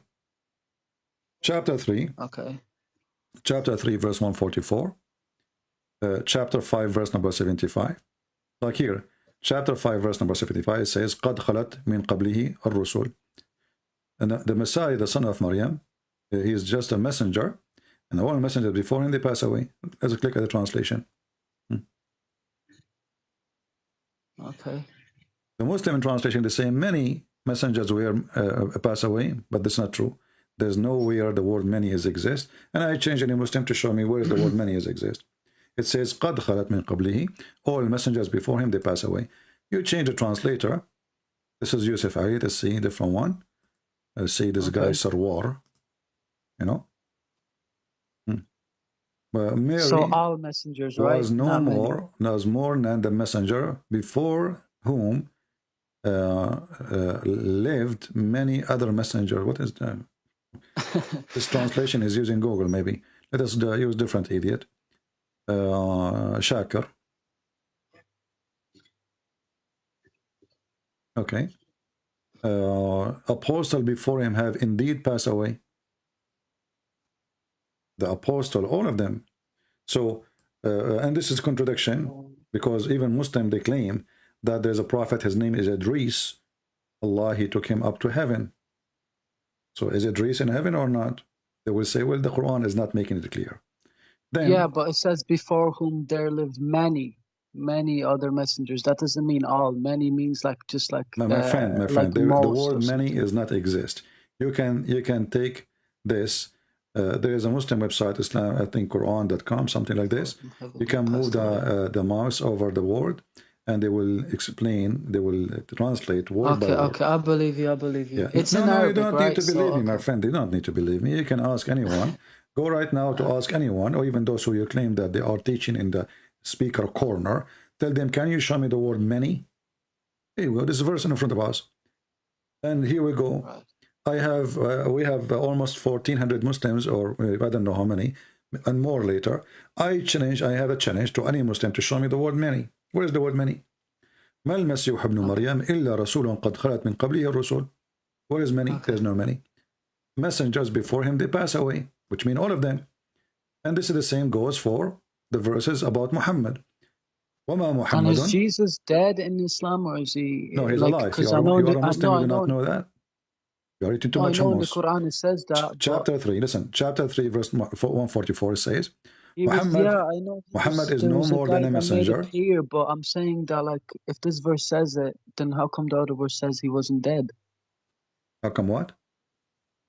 If this verse says that he didn't, like many messengers, like all messengers according to you, died, but in the other verse, in a verse in the Quran, it says that he was made to appear to the Jews that he was, Yeah, or we to don't the want Christians. to mix the topic now. Just focus with me one thing. So Muhammad is no more than a messenger, and here they insert the word many. And I want you. Do you have a sheikh? Yeah, in the mosque. Can you yes. call him to join us? How am I meant to call him? Like, Why not? Because we want to show because you. I have one We phone. want to show you that Muslims, they lie. Phone speaker, yeah. They lie to you as a Muslim, and there is no many. Okay, I'll ask him. He speaks Arabic. He's from Algeria, so Okay, I'll show no, him. don't ask him. Call him. Call him now. Just you can ask him later, no problem. But can't you call him now? Yeah, just because we want everybody to see. Because either I am making things up, or they are making things up. Well, why here it says many? Where is the many? Where is the word many? Why Muslims are? How do you say many in Arabic? How do you say the word many? كثير. Okay, and that's A not in lot. the Arabic? Yeah, yeah. Okay. Yeah. Well, okay, it's okay. I believe you. I believe you. So No, I don't want you just to believe me. I don't think he will answer because the guy is busy and he's probably in prayer. What is busy? Right He now has 4 wives making babies and getting welfare from the No, government? he's the imam. He leads prayers. And he's in work too, probably. I don't know. So. What lead the prayer? I mean, he just bend over, he makes some fart, and he make money. What does that mean? Is that a job? I don't know. No, my friend, isn't the Muslim, they pray 5 times a day? Yes, Okay, obviously. and he pray 5 times a day. So how that he became something special? He's just a person, he bend in the front of them. By the way, about bending, is it true that Muslims, they get excited when they see the ass of a man in front of them and he bend? No. Okay, can you explain to me this hadith then? A bunch of Muslims, they come to the caliphate, Omar, and they were complaining that there's a Muslim imam who have a nice ass, and they get tempted by his ass, and they claim he is a feminist. So they are upset because this person, he is, tempting them, and they got horny. So, Okay. yeah, let us see the hadith here. Okay, here we go. This is Sahih Bukhari, and this is Sahih Hadith. I went to Uthman ibn Affan, sorry, Uthman, not Umar. Uthman, not Ibn Farouk, the one who somebody did, make fun of him. I went to Uthman bin Affan while he was be assigned, which means he became the Khalifa, and said to him, you are the chief of the Muslims in general, and you see what befalling to you. We are led the Salat in a prayer by a leader of Al-Fitna. Al-Fitna, do you know what fitna mean? Fitna? Yeah. No. A temptation, a troublemaker, like he's a person, he tempt people, Here between two brackets it says trial, affliction, etc. So the Muslim now, they are suffering from affliction, brother. Trial, why? Oh, the story will continue. And we are afraid of being sinful. Man, they are afraid of being sinful. Why? In following him, what the heck? Uthman, he said Salat is, you see the word Salat is a prayer. The Muslim, they say when Muhammad, Allah, he do Salat to Muhammad, they mean it says a blessing, but Salat is a prayer. It is the best of all deeds. So when the people do good deed, we'll do the same with them. And when they do bad deed, avoid those bad deed. Then as Zuhri, he said, in our opinion, one should not offer Salat behind a feminine person unless there is no alternative. So look what happened. The guy is effeminate. He did not do anything. He, he is, like he's soft like a female, maybe. Maybe he don't have a beard, he don't have hair in his leg, or etc. So all what he did, he is leading the prayer now. He's the imam. He bent over, and the Muslim, they are in trial. Read with me carefully. Trials and affliction and etc. And we are afraid of being sinful following him. So why they are afraid, why they are in trial? Because the guy is bending over. Who is the gay here? Right. The gay is those Muslims. It's not the guy, because the guy, he did not do anything. The guy, he just bent over to pray. The one who get tempted is the Muslim behind him who claim that they are not gays. Right. I want to ask you, when I said to you, do you Muslims get tempted when they see an ass of a man in front of them? You said no, correct? Yeah. So why those people are, they are afraid to do sin? Because I don't know. Obviously, I don't know. There's so many hadiths, I will bro. give you that three just, options. I don't know. Maybe his ass is round and nice, and maybe his ass is big and beautiful, or maybe his ass is very attractive to them. Otherwise, why? I mean, the guy, he did nothing. Well, maybe it's just, maybe you don't know anything. I don't know. You can't just say those three examples because there could be more. My friend, the guy, he did not do anything. Do you see anything? All what they are doing, he's saying he is effeminate. He did not do anything. He did not do anything. He did not take off his clothes. He is not showing his bum. Like what he's doing. Maybe he's wearing a very short jalabiya, and when he bent over, they see his butt. I don't know. Is it true? Yeah, I don't know. Is it true that It's shaitan, he take hair from the Muslim ass when they pray? I heard you say this before. Yeah, yeah. It's true? Okay, CP. Can you? Because Allah in the Quran says if No, if hold this on, book was hold on, edited hold for on, me. hold on. So is it true that shaitan take hair from the anus of Muslims when they pray? Yes or no? Yeah, I heard you say this before. I know, yeah. but that's, I'm not saying if you heard it or not. I'm asking you, did you experience? Is it true? Yeah. I don't believe so. No, I think that hadith is obviously made up. Oh, it's made up. Made up by who? By Yeah. the Muslim. The Muslim, they made up hadith. Well, Bukhari came like 180 years after, almost 200 years after Muhammad, and I just That's some deep. I believe are some I believe that are made up because there's so many weird things that are written in hadiths that I don't know. So what the Muslim do, and you are no different, obviously. You know, any hadith will make Muhammad look like stupid. No, say, it's not that. Well, I don't know. First of all, my friend, this is not true. It's proven scientifically that Muslims, when they pray, shaitan take hair from their anus.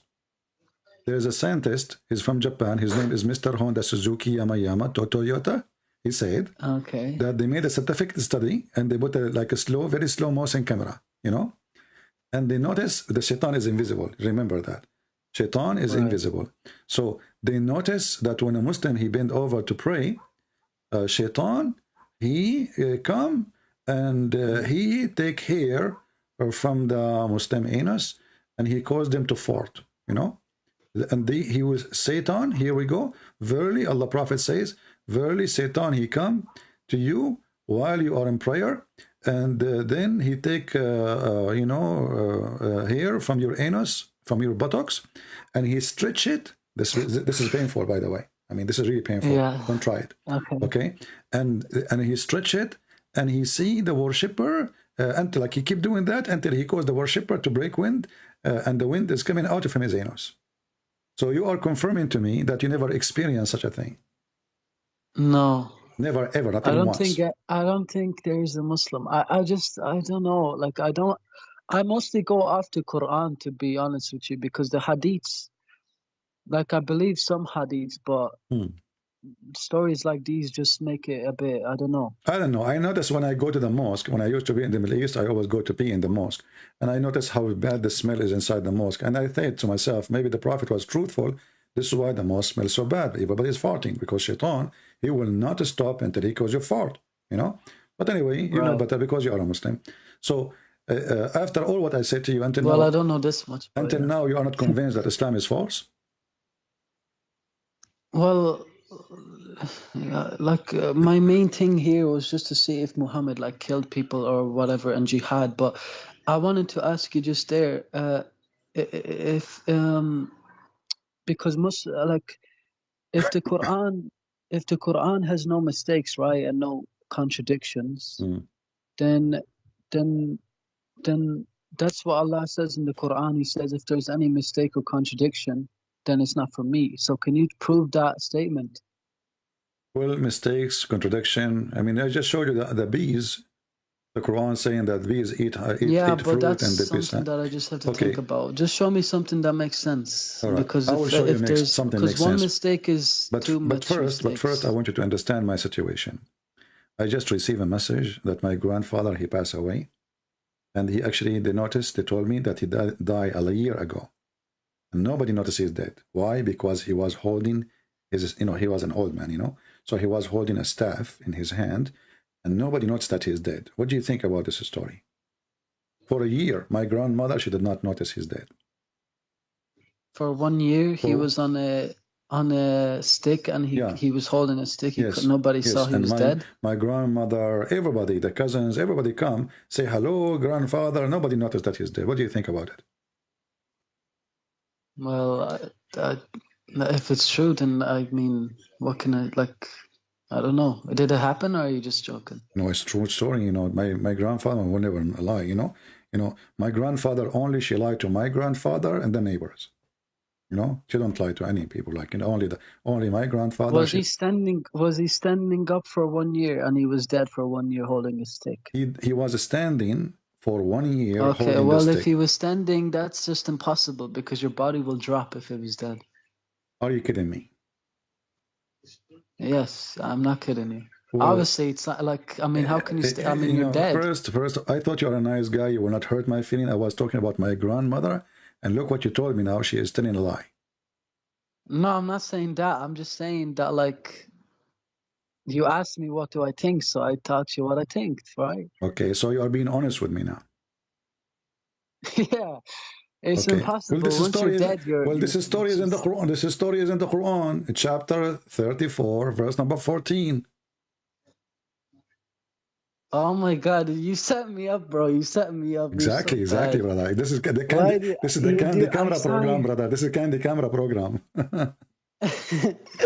I should have been. I always thought I was one step ahead of you, but yeah, you got me. Okay. Okay.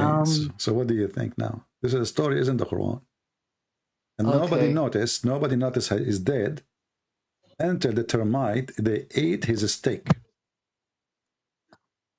When he ate the steak, when the termite they ate the steak, he fell down. When he fell down, saw plainly that if they had known and seen, they would not have tired. I don't see where it says 1 year. Oh, this is in the interpretation according to your prophet. It was 1 year, almost 1 year. But anyway, think about it. You have this is a king. What do you think? What kind of wood he will use? He will use a very fancy wood, right? Okay. Something not cheap wood will die, So it's very fancy wood, and mostly is covered by gold and silver. You never know. This is his staff, the king. So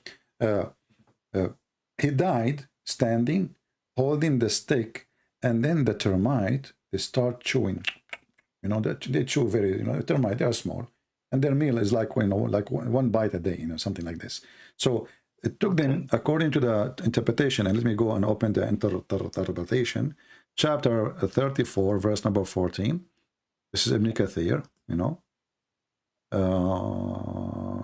34. And here, number 14. But what if this was a miracle done by Allah? You never know. Absolutely, it's a miracle. I mean, the termite, they work with Allah, and the guy, nobody noticed. My friend, a second ago, you told me that the guy, people will notice. And okay, the wife, she come to talk to the man. He's dead standing. Didn't she notice that this guy is not answering? But how do you know she came to talk to him? Well, he have wives. He have many wives. He's a king.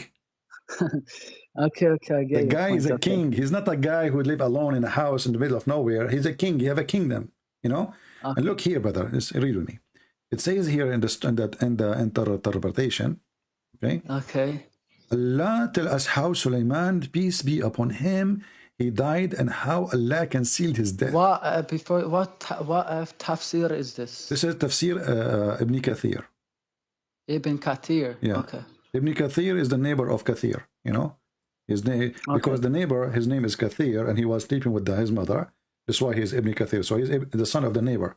So anyway, how Sulaiman, peace be upon him, died, and Allah concealed his death from the jinn, who were subjugated to him to do hard labor.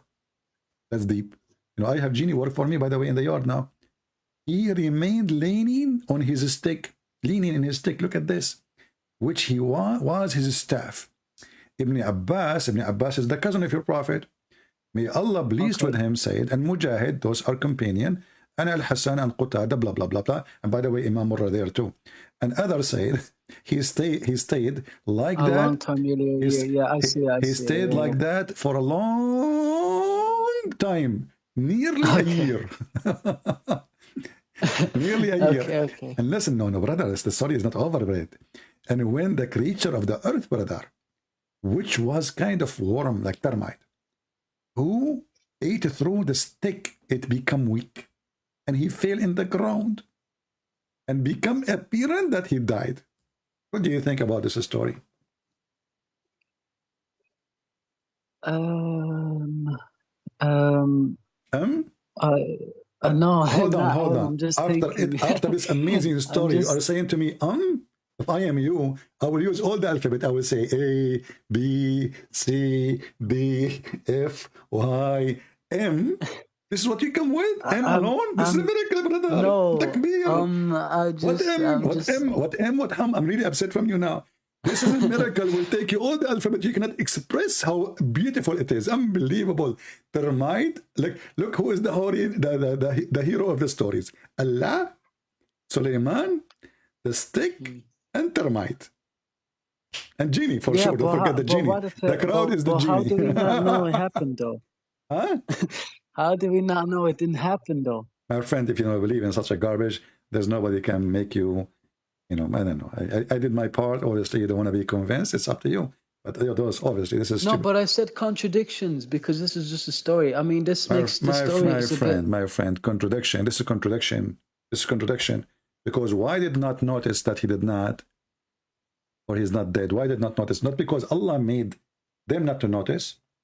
Because he is standing, leaning in his stick. Can you show me about the baby verse? How the baby is made in 23:14 of the Quran. Yeah. First of all, who made the baby? Who made the baby? It was the parents, right? No.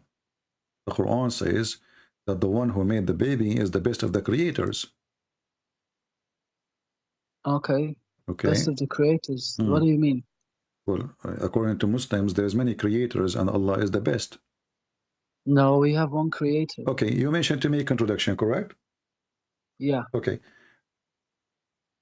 If Allah, he mentioned that he is the creator, and then he say he is the best of the creators, is that contradiction?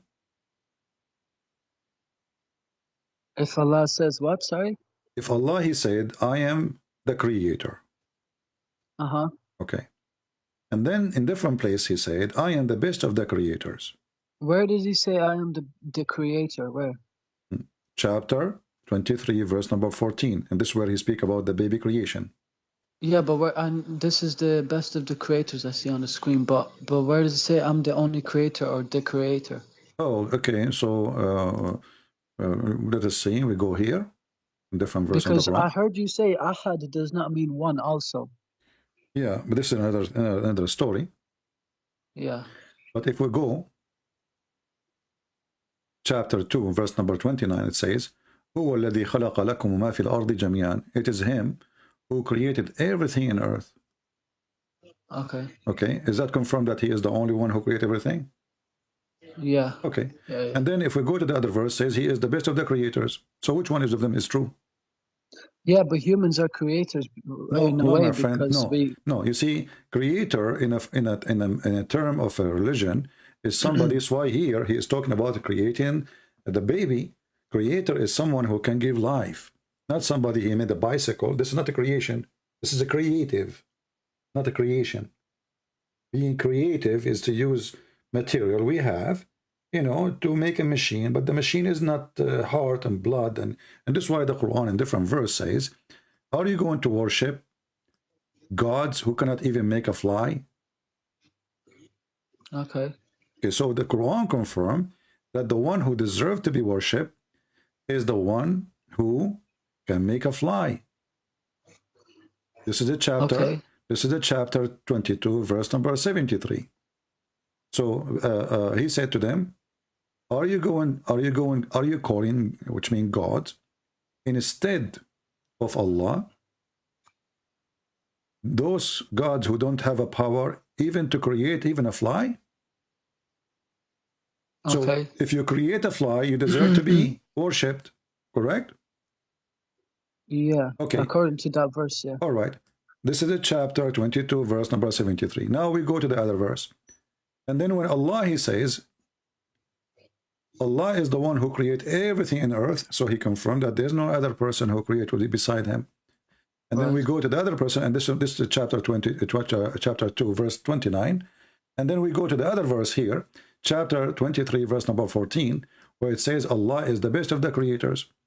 So is Allah is the only one who created everything in the earth? Or Allah is the best of the creators who create many things in the earth? I don't know what he means by creators, though. What does that mean? Creators mean creators. I mean, come on, even this one we need a dictionary. The creators. Yeah. Okay. Well, I'll ask the Imam, but because I never heard of this thing. So No, hold on. Why you need to ask? You can ask an Imam as you wish. This is not my business now. But I'm asking you why you need even to ask an Imam about such a thing. It says creators. He will say to you the same. He will say to you bicycle. Somebody made a bicycle. But they can't explain it. But creator, I just showed you, according to Islam, the one who is a creator is the one who can create a fly. Quran, Quran give definition for that, not me. So making a bicycle is not a creator. This is a creative. Building a house and being a creative. Making a truck, this is a creative. No, because we have all the elements on earth anyway, so we just make things, put them together, right? Now, the one who can create a fly is the creator, and Allah is saying he is the best of the creators. That means there's others who they are a creator too. Okay. This is a contradiction. Now, hold on. We just showed you the verse where it says, if you can create a fly, you are God, right? Yeah. Okay, chapter 22, verse number 73. But isn't the Quran says that Jesus, he created from the mud a bird? Yeah. Okay, so the one who can create a fly. But by whose will, though? At the end of that doesn't matter. verse. Who is the creator now? Jesus. The Quran claimed that Allah gave Jesus the power. No problem. But he have it now. He's a creator. All right, okay. Okay, so how Allah is the only creator who created everything in earth, and Jesus, he create birds. So Allah did not create everything in earth.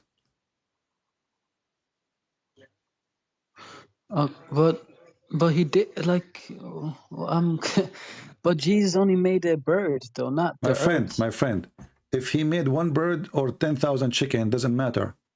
Is everything in earth is made by Allah, or there is some of it, or some of it made by Jesus? Well, there was one fly that was made one bird made by First of all, Jesus. where it says there's only one fly or one bird, where it says that?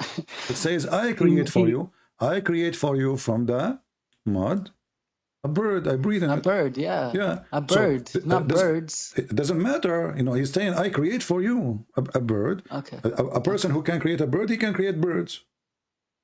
Okay. Or what you need to do, just fashion 10 piece of mud and breathe. And he breathe, and he breathe. I breathe, and I breathe into it. Okay, so the Quran is full of contradiction stories, because if Allah is the only one can create, then why Jesus have the ability of a creation? And if you say, well, Allah, he gave him the power, that will not change the fact. First of all, there's no proof that Allah gave him any power. This is one man claim after Jesus, 600 years. But that what will confirm to us that Jesus is a very special person. No one like him. He is the only one between all so-called messengers in Islam. He can create from the mud a bird. He can make the blind see. He can resurrect people from death. Nobody ever can do that. So here we see that even Jesus can tell you what you hide in your houses. Muhammad, he cannot. So Jesus, he have the knowledge of the unseen. The Quran says only Allah have knowledge of unseen. Jesus, he can resurrect people from death, and the Quran says only God can resurrect. And Jesus can create, and the Quran says only God can create. All of this is contradiction. And then you ask yourself, why Jesus have all this power and Muhammad have zero? While Muhammad was busy swearing by the fig, Jesus was making the blind see, making the dead alive, creating birds from the clay, and healing thousands of people. So why Jesus is all of those and Muhammad is zero? And why Jesus is the creator? Why Allah gave him the ability for creation? What is the point? Miracles to show people what why they he should did not give in. it to anyone else? Why he did not give it to Muhammad? Muhammad, the Muslim believed that Muhammad, his children, they die, and he was crying so hard, correct? Yeah. Okay. If Jesus was there, he can touch the kid and he make him alive. But you said in one of the books on your videos that to a guy that Muhammad has no children, that this was Fatima's previous husband's children. I'm talking about your belief, not my belief. I believe Muhammad penis never worked. I can prove it. Okay. Muhammad himself, he says, I was the most weak person between mankind, and then I invoked my God, and he sent me a dish of shish kebab. Well, it kind of makes sense too, because Khadija was in her 40s, right? So how could she give birth to all those children? She cannot have kids. Yes, she cannot have kids. And Fatima, she was the youngest. This is why she is considered like a child for Muhammad, because she grew in his lap, let us say, you know. So, yeah, okay. But she is not really his child, you know. She is not. Muhammad cannot have kids. Can you just go to 23:14 and just explain to me how the baby is made? Because if Allah says there's no mistakes, we do not need to go to different verse. The same verse, the one we mentioned to you about creating the baby, Allah is the best of the creators, is the same. No, but not the creators. But how the baby is made. About the baby. Yes, the baby here. If you go here, let's see. The same one, it says. Because you said it goes into dead blood and something like that. Yeah, the same one mentioned al-khaliqeen, which means the creators, is the same ones making that poo-poo. Here we go, chapter 23, verse number 14, and mentioned in different verse too. Here it says, and we made the nutfa into a clot, a piece of thick congealed blood. Do you see it? What does nutfa mean? Nutfa is a sperm. Nutfa is a water. And what's the congealed blood in Arabic? Nutfa is a liquid, you know, of semen. Yeah, yeah. And what's the congealed blood in Arabic? Mudgha, alaqa, sorry, alaqa. Alaqa. Alaqa. Okay. Alaqa. When you get injured, and the blood make like dead blood in the top, like a batch over your skin. Dried blood. Yeah, right? This is alaqa. Okay. Okay.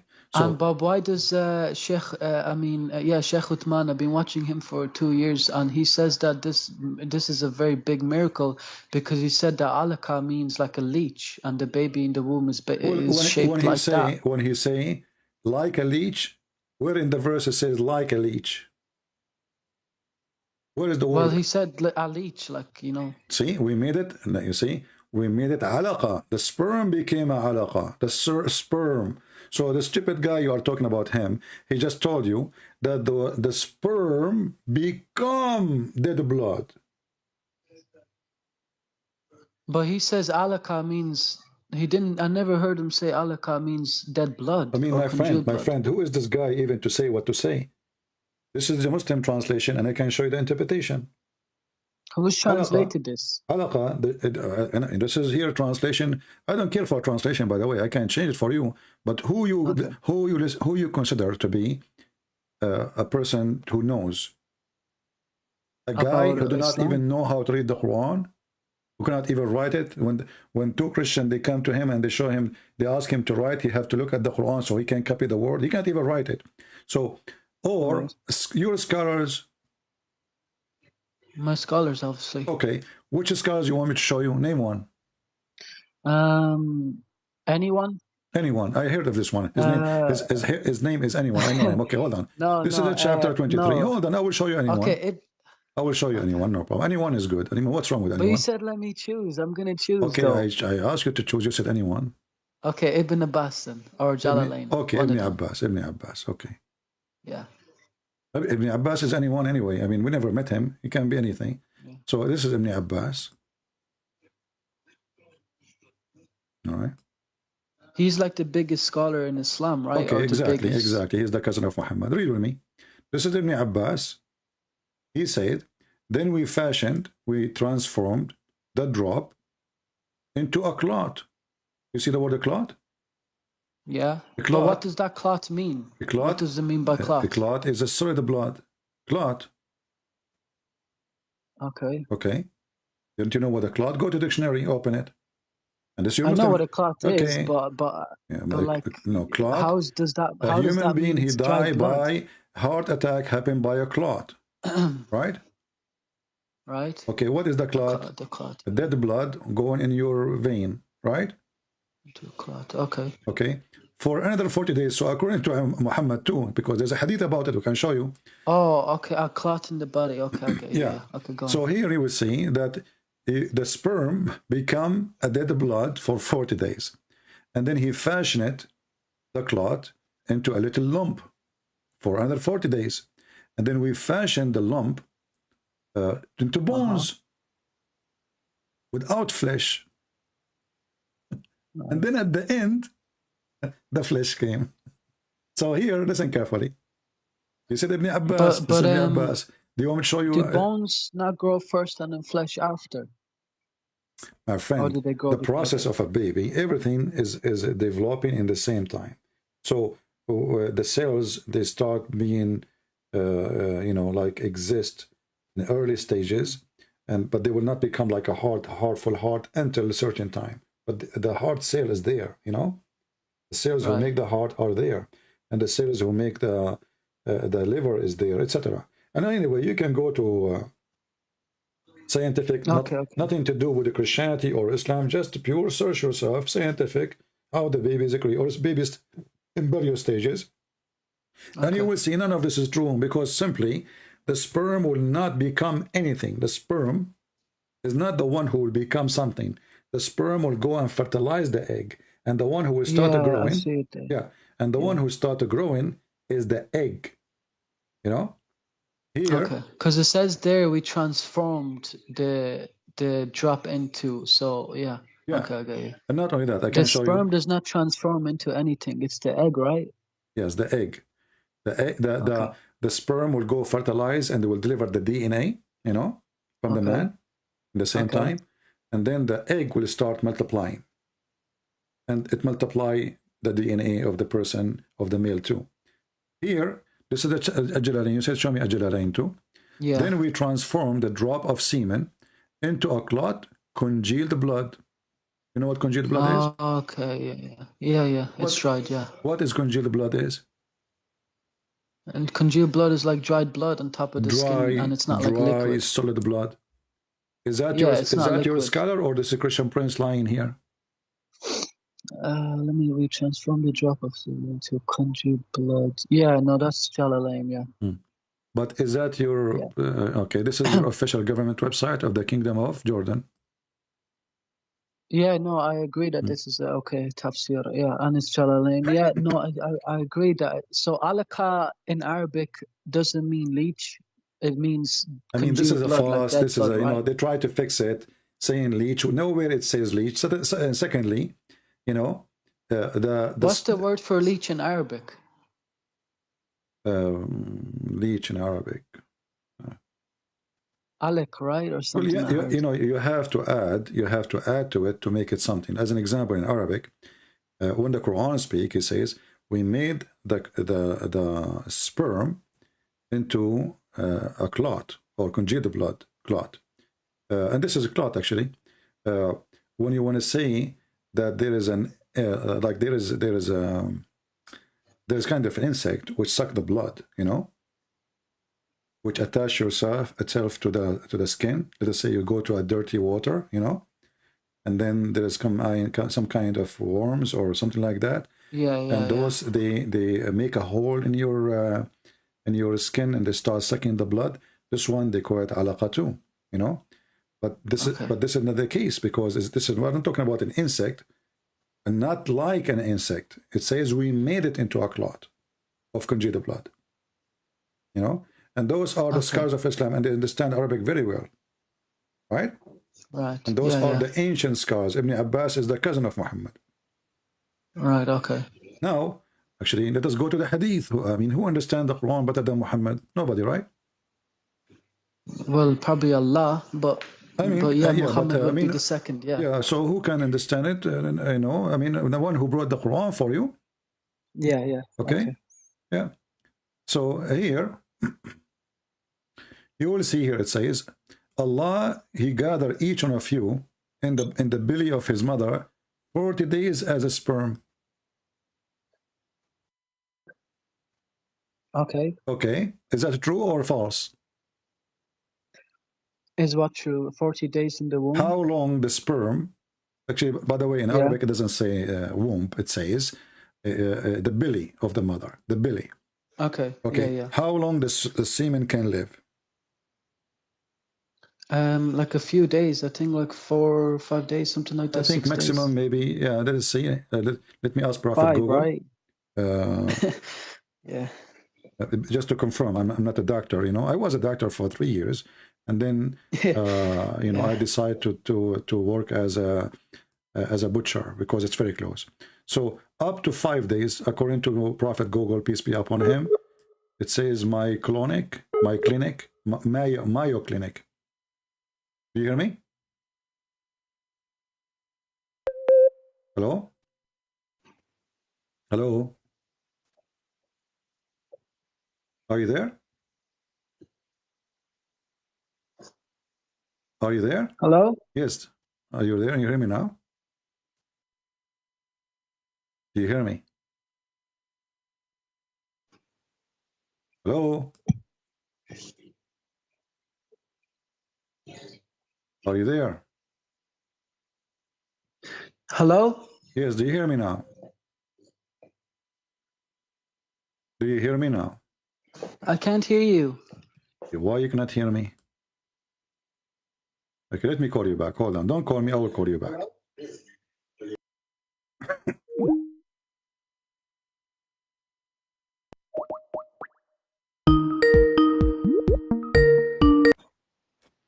Hello. Oh, Yes. do you hear me now? Okay. Yeah. According to Prophet, his name is Mayo Clinic. Semen, sperm can remain alive to maximum of 5 days. Yeah. Okay? Okay. So when Muhammad, he says 40 days, it's a lie. Okay. So this is the semen alone. And then the semen become, the Muslim here, the line translation saying become a clinging. No, it says become a clot, not became a clinging. And then that clot become like a piece of meat. And this is different hadith here.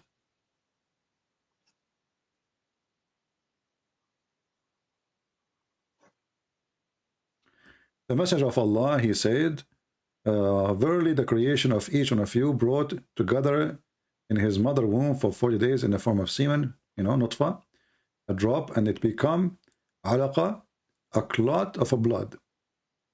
Do you see it? Yeah, I see. So now go and search and find who is the doctor he agree that the first stage of a baby is semen become blood. Right. We all know that sperm goes to the egg, right? Yeah. And this is for 40 days. So 40 days as a semen, then 40 days as a dead blood, and then first 30 days as a little. What does it mean by when it says clinging blood? Because I saw some translations. It says clinging it's a lie. blood. As you see, this is the same website. Here it says a clot of a blood, correct? But what does clinging mean, though? It doesn't say that. Doesn't say that. That's a lie. Okay. Alaqa is dead blood. It's clot of blood. Okay, yeah. So, and this is the same website. This is the same. Why Muslims even? Is this Sahih? Can you show me if this is Sahih, please? Yeah, this is. They don't say here it's Sahih or not, but here it says this is coming from Al-Bukhari and Muslim. Okay. You see, it says Al-Bukhari, and Muslim. Yeah, Bukhari and Muslim. Here we go. This is Al-Bukhari.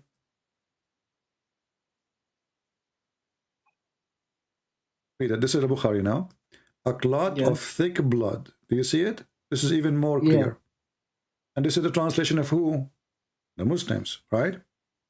Right. So people like this Sheikh Uthman, they are the dummy one. Try to fix it, duct tape. Shame on them. They have no. You see, a true believer, he say, well, this is what Muhammad said. You like it, like it. You don't like it, who care? But Right. when they start lying about what their prophet taught and what he meant in the Quran, and then we got them busted from what Muhammad said, and this is a Muslim translation, Okay. right? Okay. And this is Okay. Sunnah.com. I agree that alaka means congealed blood. Yeah. I just Yeah. wanted to make Hadith that. I just al-Bukhari, hadith number 3208. So not only the congealed blood is everything here is saying is because according to this, you are going to be created in 120 days. You are finished. 40 days as a sperm, 40 days as a clot, 40 days as a mudghah. Okay. And I mean, this is really stupid. And it's up to you. You want to still believe in Islam after all this? Well, this is like a mistake. Can you like? Why is that? Like, if I become Christian, why should I be like? What is Christianity like about? Like, don't go to Christianity right now. We want to finish with Islam. What do you think about Muhammad now? Are you convinced that he's false prophet? well, the things you showed me, just I don't know. I'm just it's just it's not what I've been told. Basically, let me just say that I haven't. Nobody told me these things, like, So me and you, because we I agree. was like a reverted Muslim, because only like 6, maybe 7 months ago I reverted to Islam, and now I'm What like do a you mean you're prey. reverted? There's nothing called reverted. Reverted, if you are coming from the same religion, it's from like a cult to the same religion, but you don't. Muslim, they don't have the same God. We don't have the same God of Islam. So reverted is a false statement.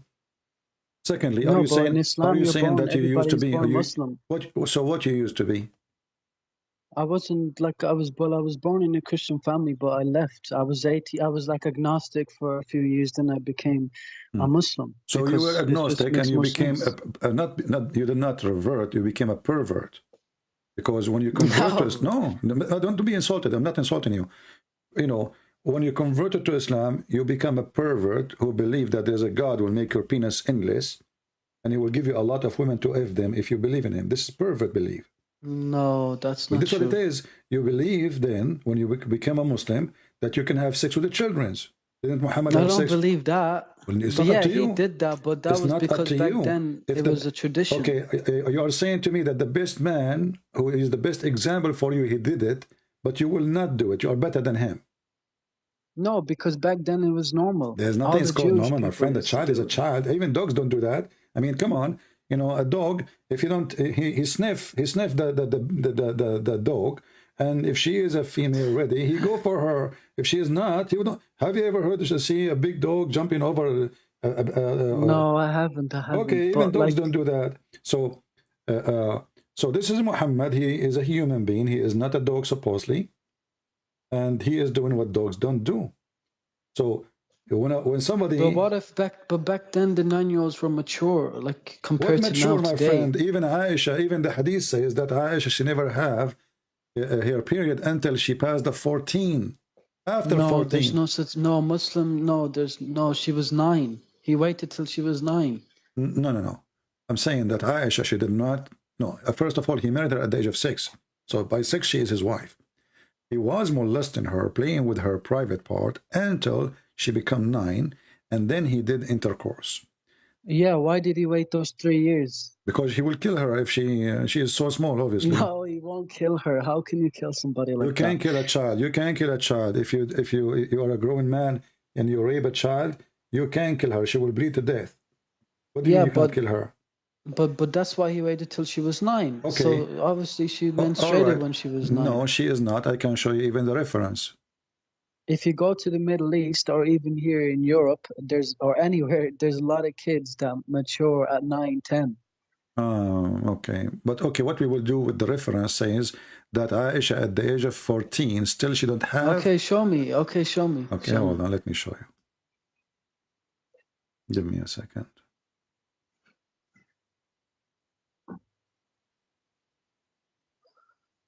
By the way, all David Wood does is just talk about Aisha and Muhammad being this, like marrying her at 6. That's all I keep like, and he just keeps popping up on my YouTube thing. So Yeah, what do you want him to talk about? I mean, this is the first. Because he like Sheikh Uthman destroyed him when he was he keeps coming down and he keeps trying to prove the Quran wrong, and he keeps getting back. My friend, your Sheikh Uthman is a potato. He never destroyed. They showed him Sahih Hadith. He can deny it. He says this is daif, and the fact it is not daif. So you know this guy is a joker.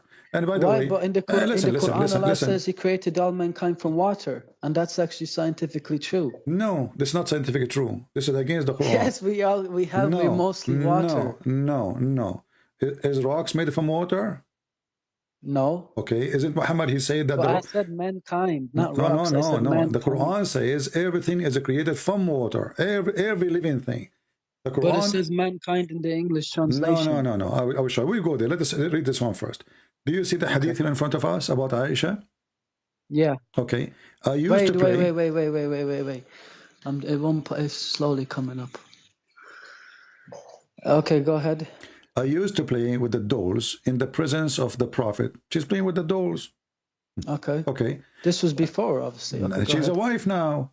And my girlfriend also used to play with me. So this is in the house of Muhammad when she is a wife. And Allah Messenger used to enter my dwelling, my room, and they used to hide themselves. They were just a bunch of kids. But the Prophet would call them to join to play with me. Hey, come back, play with her. And they playing with dolls. Similar image is forbidden. But it was allowed at that time for Aisha, as she was little girl and not reached the age of puberty. Do you see it? I heard this hadith in the speaker's corner. Shamsi said that the last part, what's his name, Barry or something, last part in brackets, the things in brackets, those are added on. They're not but this is Sahih Bukhari, and this is your scholars. So the scholars, they say you take what Shamsi say, the guy who have no teeth. I mean, this is funny. So this is what you Muslim do. A guy from this guy Uthman, he do not know even how to say his prophet name correctly. You take his words against what the scholar. This is really scholar. How do you say? I say Muhammad. Is that how you say? Muhammad, yes, Muhammad. And Muslims say Muhammad. Is that what you're trying to say? They say Muhammad. Okay. Yeah. So listen, this is Al-Bukhari. Which one is trustworthy for the Muhammadan? Abdul Uthman, the shoppy boy, or Al-Bukhari? Al-Bukhari, but like I said, the ones in brackets are not part of Al-Bukhari. But no, my friend. It says dolls. Fath al-Bari fi Sahih al-Bukhari. This is explanation for Al-Bukhari. So when he explained that, he is confirming that he is not. Where did he get this information from? Just out of his own mind, or from other sources? The same as Al-Bukhari. Where he got this information from? So you are. So how come you don't ask Shamsi, the guy in the street, the guy who have no teeth? Where do you get this information from? He was there. Yeah. No. Okay, he's a scholar. No. So who's he? YouTuber? He's just part of the Dawah team. He's YouTuber. Yeah, well, he has a lot of knowledge. Hey, my friend. What is confirmed is that she is now a wife. She is in the bedroom of Muhammad, and still she is playing with the dolls. Can we confirm that now? Yes, I agree with that. Yes. So, what kind of a prophet? What is the interest of a man at this age? To go. How old was he? Muhammad, when he married her, he was 54 years old. 51, right? 54. No, he was 51. No, he was 54 years old. No, Shamsi said he was 51 and 54 when she was 9. And in 63 when he died. So because there's a hadith that says that Aisha died when she was 18, he died. My friend, is that making it better? No, it's not, but I'm just saying that, like, information. No, what you are saying, information. It's not information, because simply 51, 54 is ugly, because the guy is so old for her, and she is so young, she is so child. Okay, let me And ask she you, was how old playing. was Aisha? When did Muhammad die? 63, right? 63 years Yeah. of age.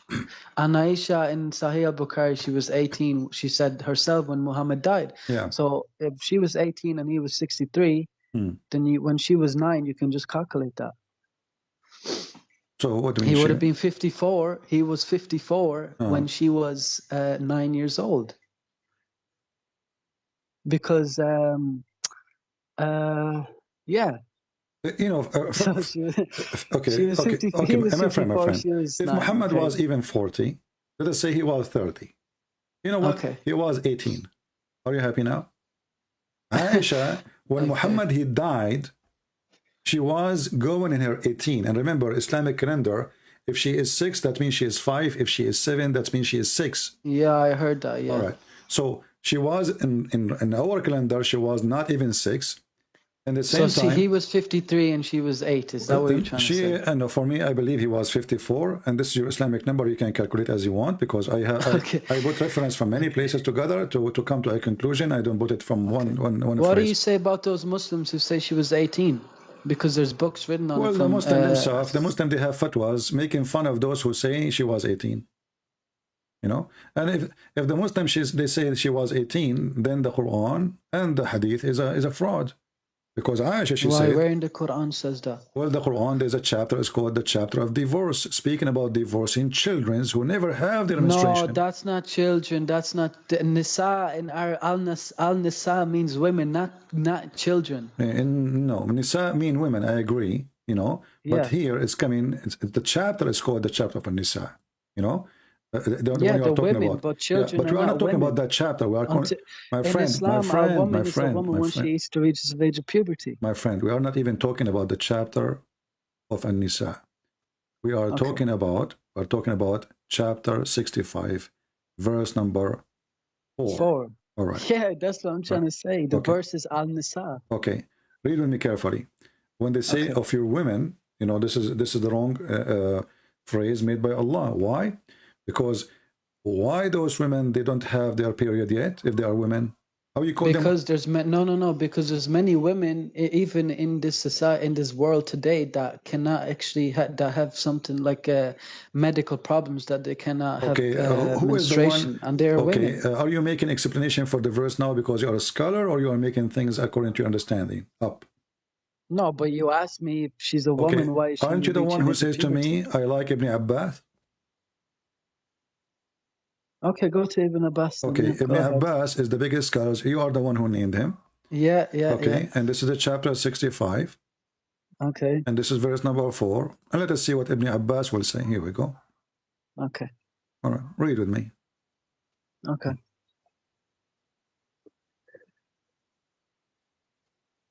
And those who have not yet menstruated, because of their young age, their period shall also be 3 months. Do you see it?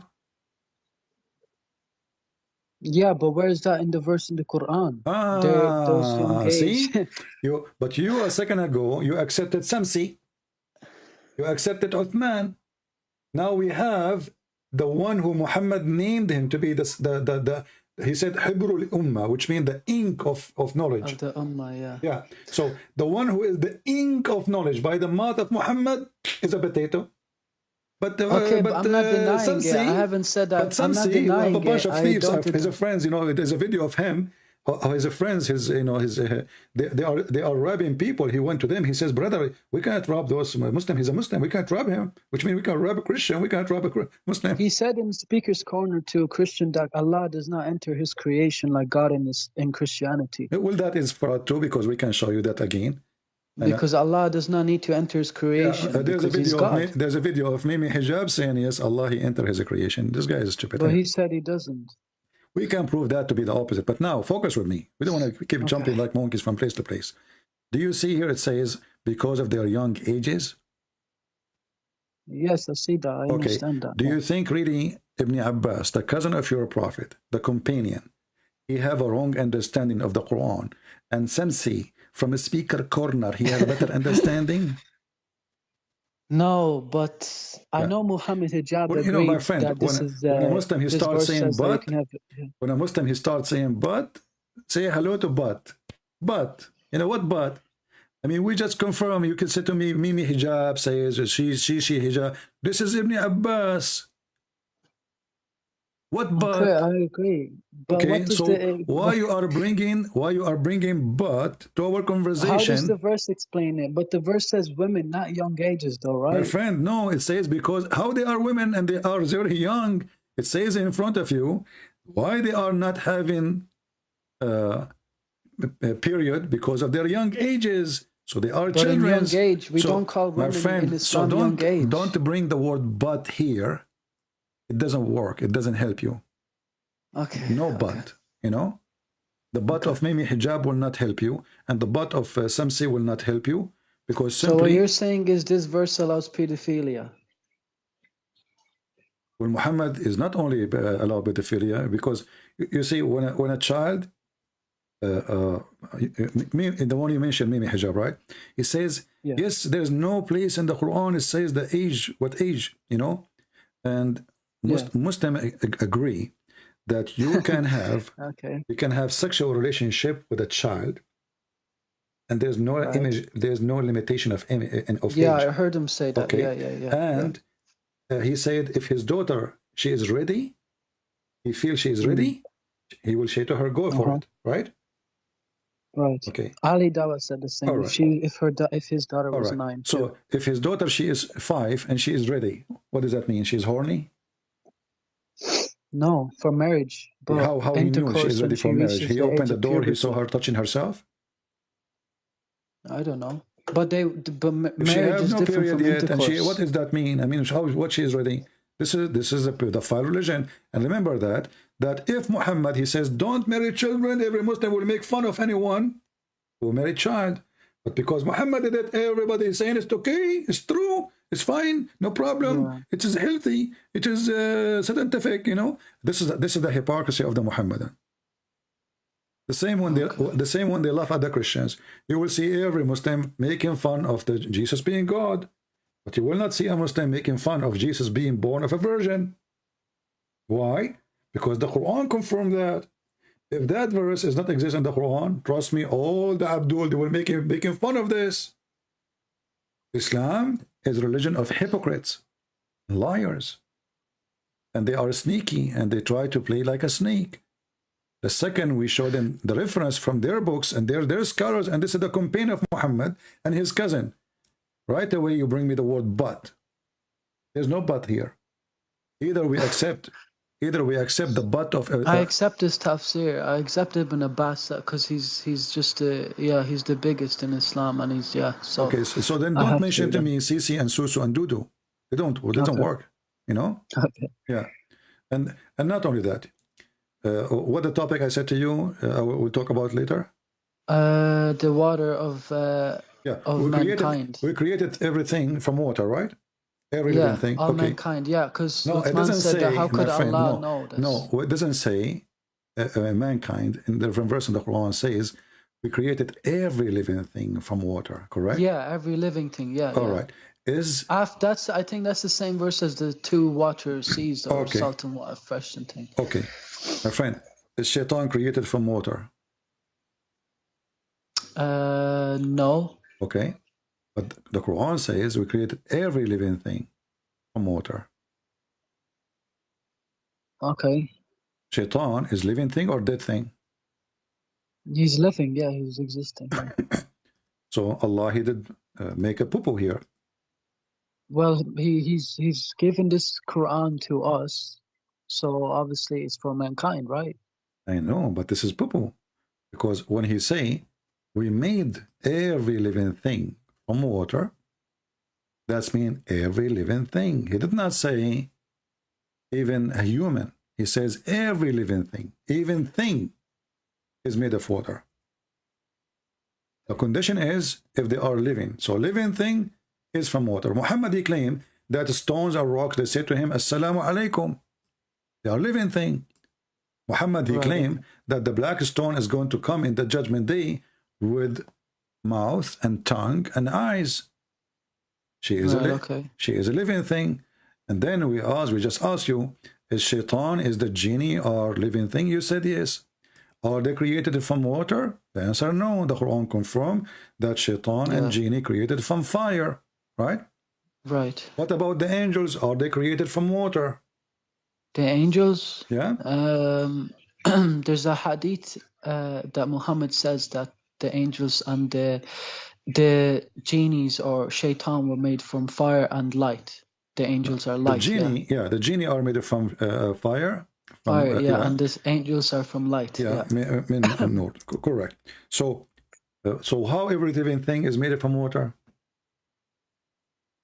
Well, he's obviously talking about humans, right? No, he said thing. Every living thing. We have created all living things. Okay. We created every living thing from water. He did not say every living human. Okay. Okay. Right. Okay, I get you. Yeah. Anything is living. Are humans made out of all water? Like, or are we? Huh? Are humans made out of mostly water? Like, I know made out of mostly water, but did we actually come from water at first? It's true, mostly water, but it's not. We are not made from water only. You know, this is why when you burn a human being, like some practice people, they burn a dead person, like the Hindus, etc. So when when you burn, there's left over, right? It's not water. Right. The bones are not water. There's many many structures in your body are not water, and this is why when you die, the bones will be left. They are not water. Otherwise, the water will go. You know. So this is another mistake too. But as you see, this is a contradiction. Every living thing is made from water, but the angels are not made from water. And what about the Quran? The Quran is not a living thing because it's not like... Who said so? Well, it's a book, so how can it live? Who said it's a book? Well, it's like... Well, the words are not books, but they're compiled into a book, written down. My friend, is it Allah he says, or Muhammad said, that the Quran will come as a... I don't know what the word in English. Inspiration? No, he will come as a pale man. Okay, yeah. Did he say that? I never heard of that, no. Okay, let me show you the hadith. Okay. The Quran will come as a white man? He will come as a pale man, which means like when a person he die, you know, when a person he die, he loses his color, you know, like his face will lose the color, the skin will lose the color. Yeah. So this is your hadith. In the day of resurrection, the Quran will come as a pale man. So he will come as a man, but he is like a dead man. Is the Quran made from a living water, from water? No, because the word is from Allah, so it's from His mind. So. You said to me, you mentioned, now I remember, you mentioned if God can be inside His creation or not, right? Yeah, in Islam He can't. Okay, Quran is not created, correct? Quran is not created, no. Okay. The one is not created is the Quran, and now he is in the shape of a man. Is that a created person? Well, the Quran comes from Allah's mind, so whether it existed in His mind since there is nowhere Muslim believe that Allah have a mind anyway. You are making things up now. Not mind, but like His knowledge, basically. This is, again, this is a fabrication. Why? Because if the Quran is coming from Allah knowledge, that means Allah is the source of the Quran. But as long as you believe the Quran is not created, that means the Quran is exist as Allah is exist by Himself. Okay. You know? Okay, I never heard I'm confused. Okay. Go ahead, show me the verse. I mean the fact that Allah enters His creation, because the guy said no. So. No, here first of all we need to ask ourselves, when the Quran come in the shape of a man, that means the Quran itself is going to be. But where it says He's come in the shape of a man? It's in front of you. But I can't see it. It's on the screen. Oh, pale man. Okay, I see it. Is it Sahih? Can I see the grade? It says Hasan. Hasan mean good. Okay. And is that accepted too? Sunan Ibn Majah 3781, sorry. Okay. The Quran will come on a day just like a pale man. Okay. Now, do Allah go inside His creation now? Does Allah go? No, because the Quran is not Allah. Okay. No, Allah. He actually, Muslim have a problem because now we have to divine. If the word of Allah is divine, and Allah is divine, and Allah is not created, and the Quran not created, so we have any created too. Yeah, but Allah is above the 7 heavens. Doesn't matter. Doesn't matter. He My friend, never enters the 7 heavens. my Never. friend, hold on. As long the Quran is not created, who care where the Quran is? It's in the 7th heaven or 7-11. It's not created. Simple. So Okay. as long as it's not created, it's mean Allah has nothing to do with making the Quran come to existence. Right, okay. Okay, so the Quran is exist even if Allah doesn't exist. The Quran exists even if Allah never existed. Yes, because the Quran isn't created by Allah. Who said that the Quran is not created by Allah? You just said to me the Quran is not created. Well, I don't know if it's created or not, because it's from Allah, so how can My it not friend, be you created? are the one who said to me a second ago, I asked you, is the Quran created? You said no. The Quran is created. Well, I don't think so. Like, yeah. Okay, I so don't is the believe Quran, I so. want to confirm to me, is the Quran is created or not created? Is the Quran created or not created? Is the words, like the recitation of the words? You know, don't play the game recitation. We're talking about the Quran, whatever Allah has said. Is it created or not? It's from His knowledge. Oh, okay. Is it created or not? Is it? It's not created, no. Okay. So as long as it's not created, it means it's not created by Allah. If Allah have knowledge about the Quran, would that make me Allah too? Because I have knowledge of the Quran. No, okay, then it's not created. It is created, sorry, by Allah. Okay, yeah. as long as you just said it's created, that's mean you left Islam, because Muslims who believe Quran is created are not Muslim no more. That's not true. Okay, here we go. Well, who told you? Nobody said no. To leave Islam, you have to not believe in Allah and Muhammad. Exactly. You believe in Allah and Muhammad, not, you know, Muhammad is God. So here, if you go and search right now, No, Prophet. search for fatwa, you will see, is the Quran is created? They will see the answer, no. Muslim, they cannot believe in such a thing. Where did it say that? This is the fatwa. The Quran is the word of Allah. Maybe, may He exalted, and is not created.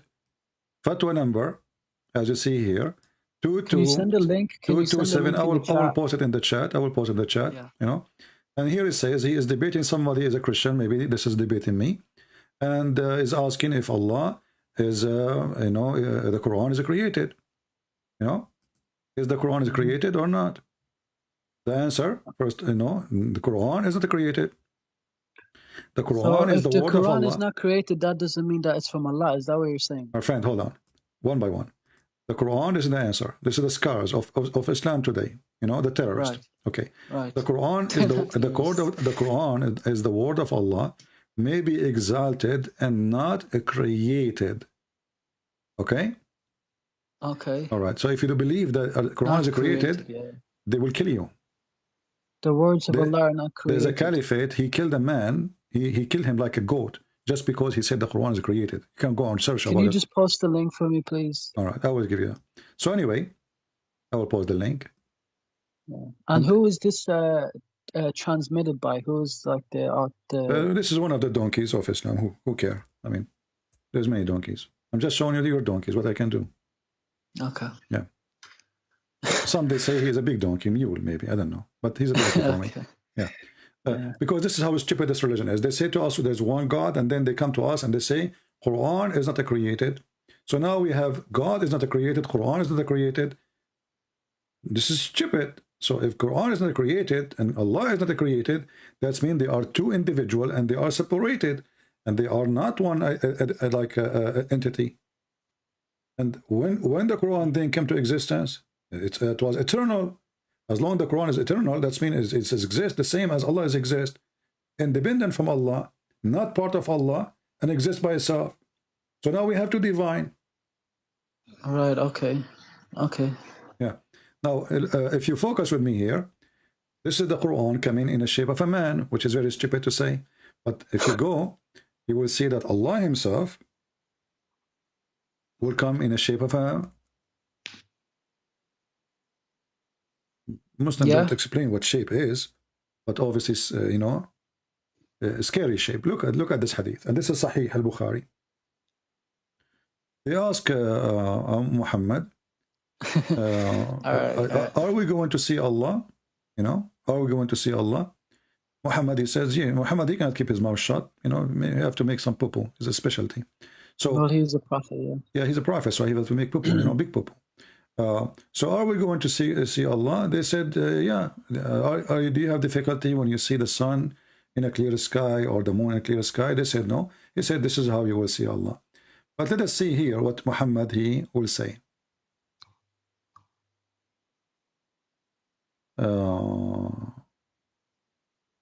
Where is the hadith?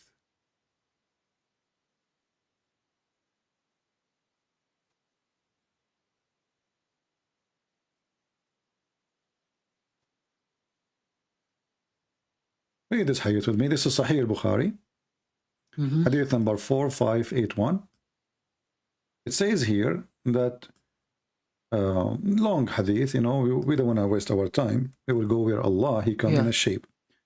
So when they ask him, are we going to see Allah? He says, yes, he will come to you in a shape.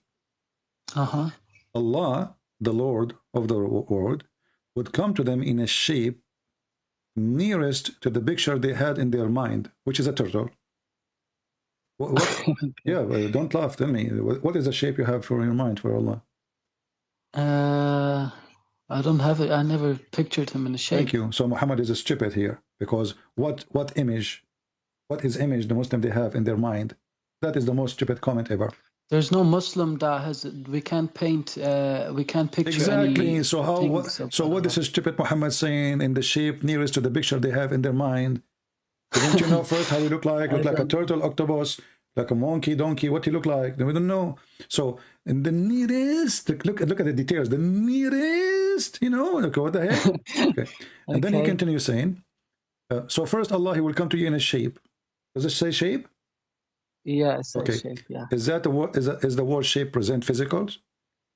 Physique. A shape would be physical if it's coming to people. Yeah. Yeah. Shape is something occupying a space. That's what shape is, right? Yeah. So he will come to them in a shape, and the Muslims will not believe in him, and then Allah will come to them in other shape. Okay. And then they will believe in him. So when Allah changing the shape number 1, shape number 2, is Allah being inside his creation, or there is two Allah? And Allah has two shape. I don't know. Apparently, to this hadith, he's gone into two shapes. Yeah. Yeah. So obviously, Allah, even not only he have shape, he changed his shape. And shape is what is created in a space. Yeah, right. And Allah obviously is going inside his shape. So he is inside his creation. And there's many ways actually to prove this. But this is showing you how stupid Islam is. In one hand, this says how God can be inside a man, how God can be a man. And then they come to us and they say, Allah, go inside the shape. And this shape is scary. Do you notice that this shape is scary? Shape is scary. Yeah, shape like shaitan. Okay, but we never seen shaitan, so how will we know what he looks like? Muhammad, he described him. He said that he is an African. African. Yes, I want to show you. Muhammad is a very racist man. I heard some. Yeah, I know there's some hadiths that. Yeah, Muhammad is a very racist. He hated black people, you know, which is disgusting of him to say so. But he described always shaitan as a black person.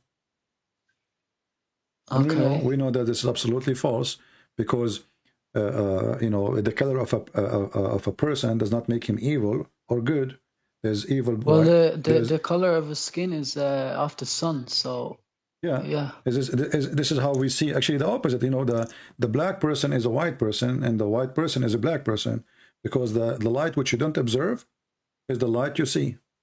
The light which the body is not observing.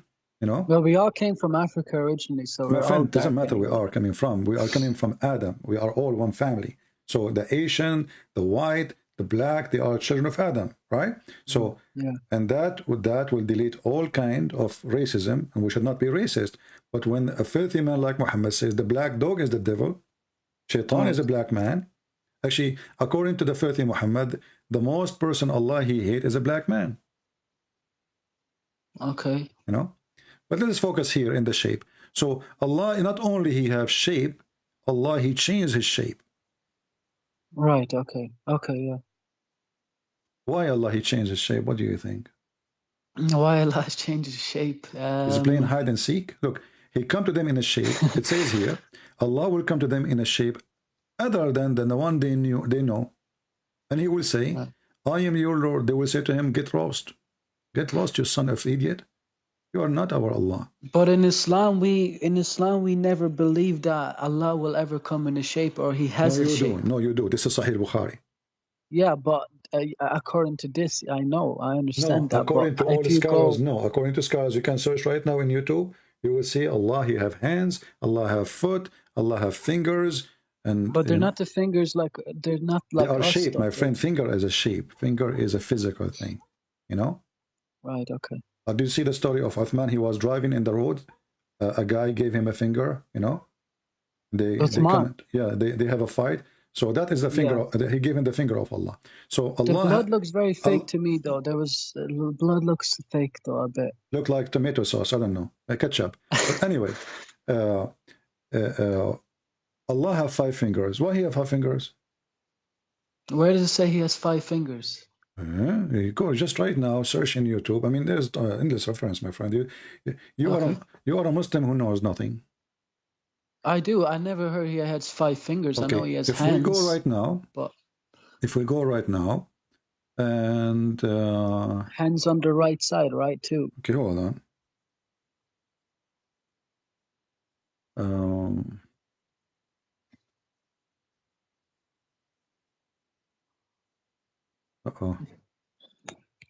Let us see. I was typing in Arabic.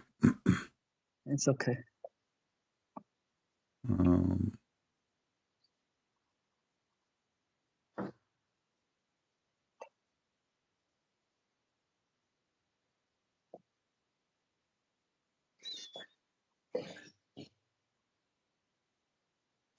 Okay, there's a video by Sheikh Asim. You know Sheikh Asim? Yeah, I think so. Yeah, you can unmute YouTube now just for a second and mute me in Skype so you can hear the video. Okay. And when you hear me talking again after he finished talking, I can hear you on the I can hear you through the thing. Yeah. Okay, yeah. Go ahead. Play it. So this is Sheikh Asim, and they are asking him how Allah look like. This is the video name. How does Allah look like? Okay. And he is going to teach us how Allah look like. Say, Akhi, this is similar to humans. How can we say this to Allah? As I say, I seek Allah's forgiveness.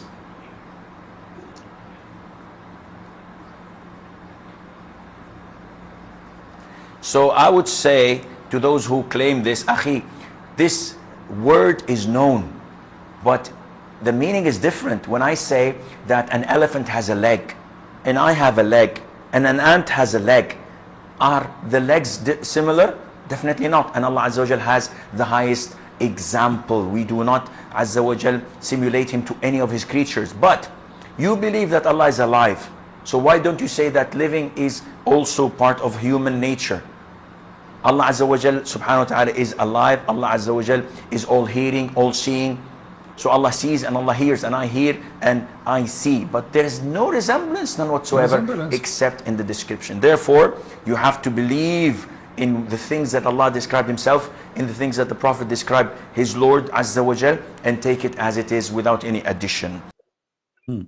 Without any addition. Let me play actually the part I want to play. And here Allah Azza wa Jal is referring to himself by saying that his face will remain, which means Allah Azza wa Jal subhanahu wa ta'ala will not perish. He is the first without a beginning, and he's the last without an ending. Azza wa Jal. He's the creator of the all, what you see and what you do not see. And he's not created, and he does not die, and he does not have an ending, subhanahu wa ta'ala. So Allah described in the Quran that he has a face. Allah described in the Quran that he has 2 hands when he addressed Iblis, Satan. And he told him, what prevented you from prostrating to what I have created with my 2 hands? So this is what Allah described himself. Allah says in Surah Al-Qalam that on the day of judgment, Allah Azza wa Jal would uplift and show his leg. وَيُكْشَفُ عَنْ سَاقٍ وَيُدْعَوْنَ إِلَى السُّجُودِ, and they are called to prostrate, and everyone prostrate. Did you hear it? Allah will uplift his leg. Okay. Okay, so Allah have a hand, not like your hand. Who care? Allah have fingers, not like your fingers. Who care? He's an octopus. He have a leg. Who care? He have a leg. So does it say leg or shin? Is that what he's meaning? Leg. Actually, shin is a leg. He have a shin. He have a leg. You know, Allah have a foot. Allah, he put his foot in the fire. So all scholars agree that Allah have those physical body. But Muslim, when you debate them, like when David Wood says to me, Hijab, your God, Allah have body part. He said, who said so? Yeah, right. Because they are liars. They lie. This is how they can make themselves look like they are winning a debate by mockery. You said Allah meant the moon god, La.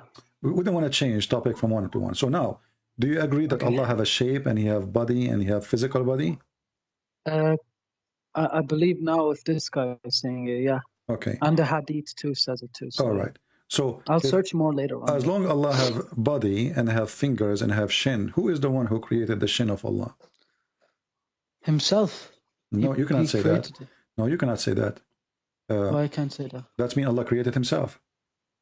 No, but like not created himself, but it's from him. Nobody created it basically on him. He always had it. So when I showed you that Allah have a shape and then he will come in other shape, he have two shape. Right. Is the first shape is the shape the true Allah, and the second shape is additional Allah?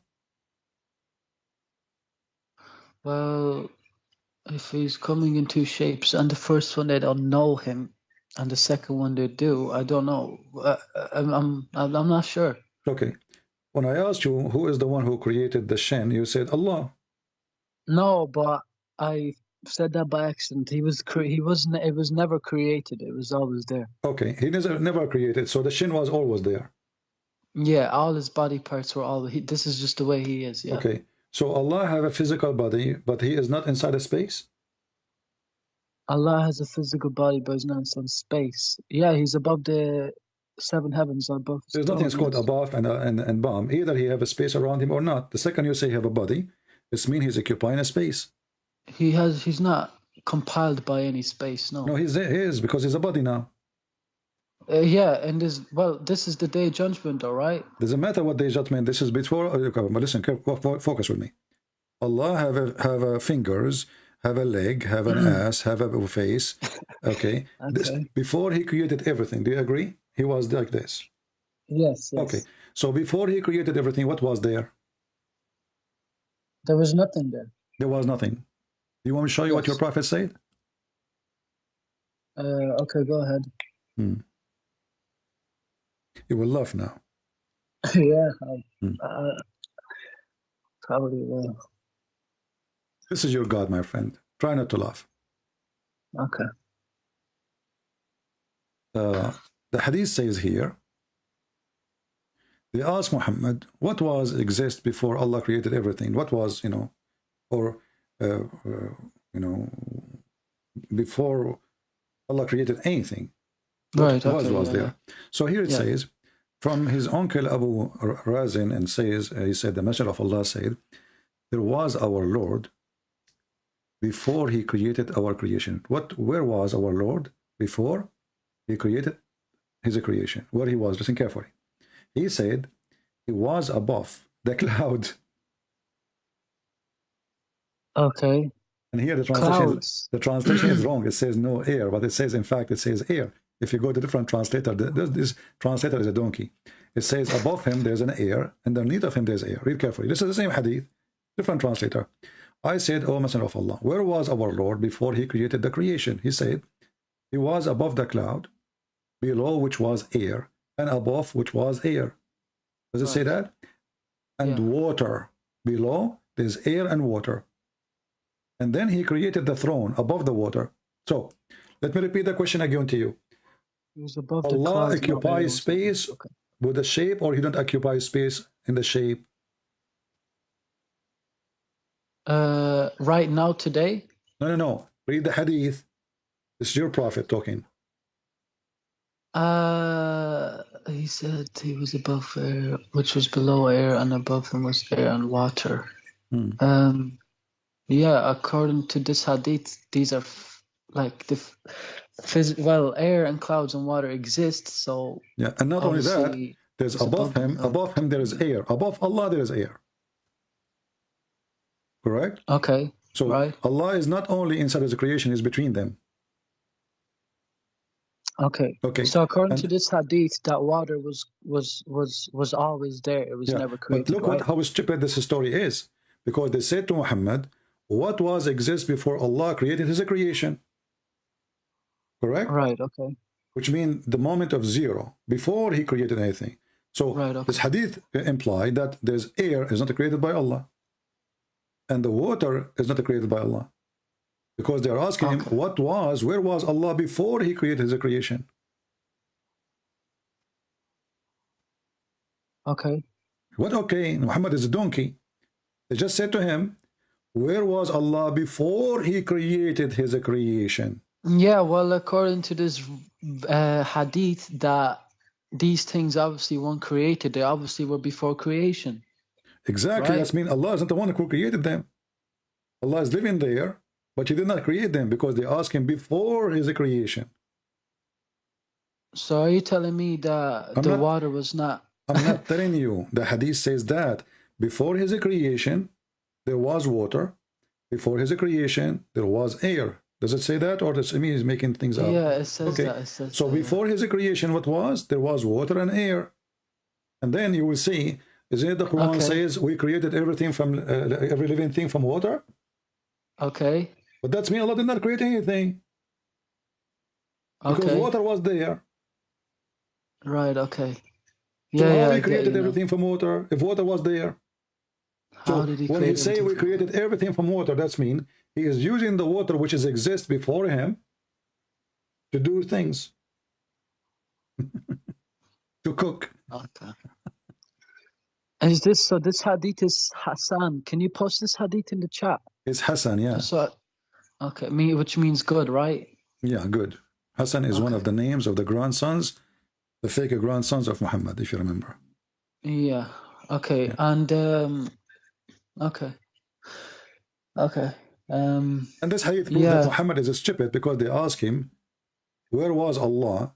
And the answer is, above Him there is air, underneath there is air, and there's water. I mean, where is that? I mean, look at the stupid answer. So I asked me, where is God? I say to you, above Him there's a grass, underneath of Him there's a grass. But where is that?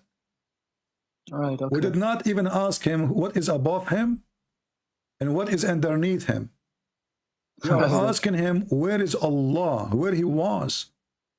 The answer is, He was in the top of Him there is air, underneath there is air and water. That is this guy is mentally ill. This guy is stupid. He cannot comprehend even a question. Okay, yeah. So my friend, no, it's a bit, yeah. You are laughing at Muhammad now, and this is a good news. No, I'm not laughing at you are him. laughing. You are laughing. So did you decide to leave? Did you decide to leave Islam, my friend?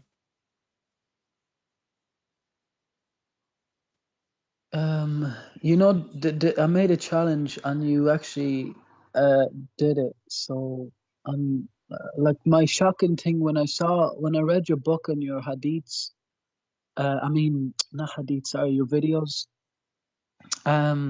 When you showed the references when he was killing people and the sixth commandment for Muslims to do, because they say we only have 5 apparently, but there's 6 like you're saying, and it's a commandment to Muhammad. So does that mean if it's a commandment to Muhammad, it should be a commandment to all Muslims too?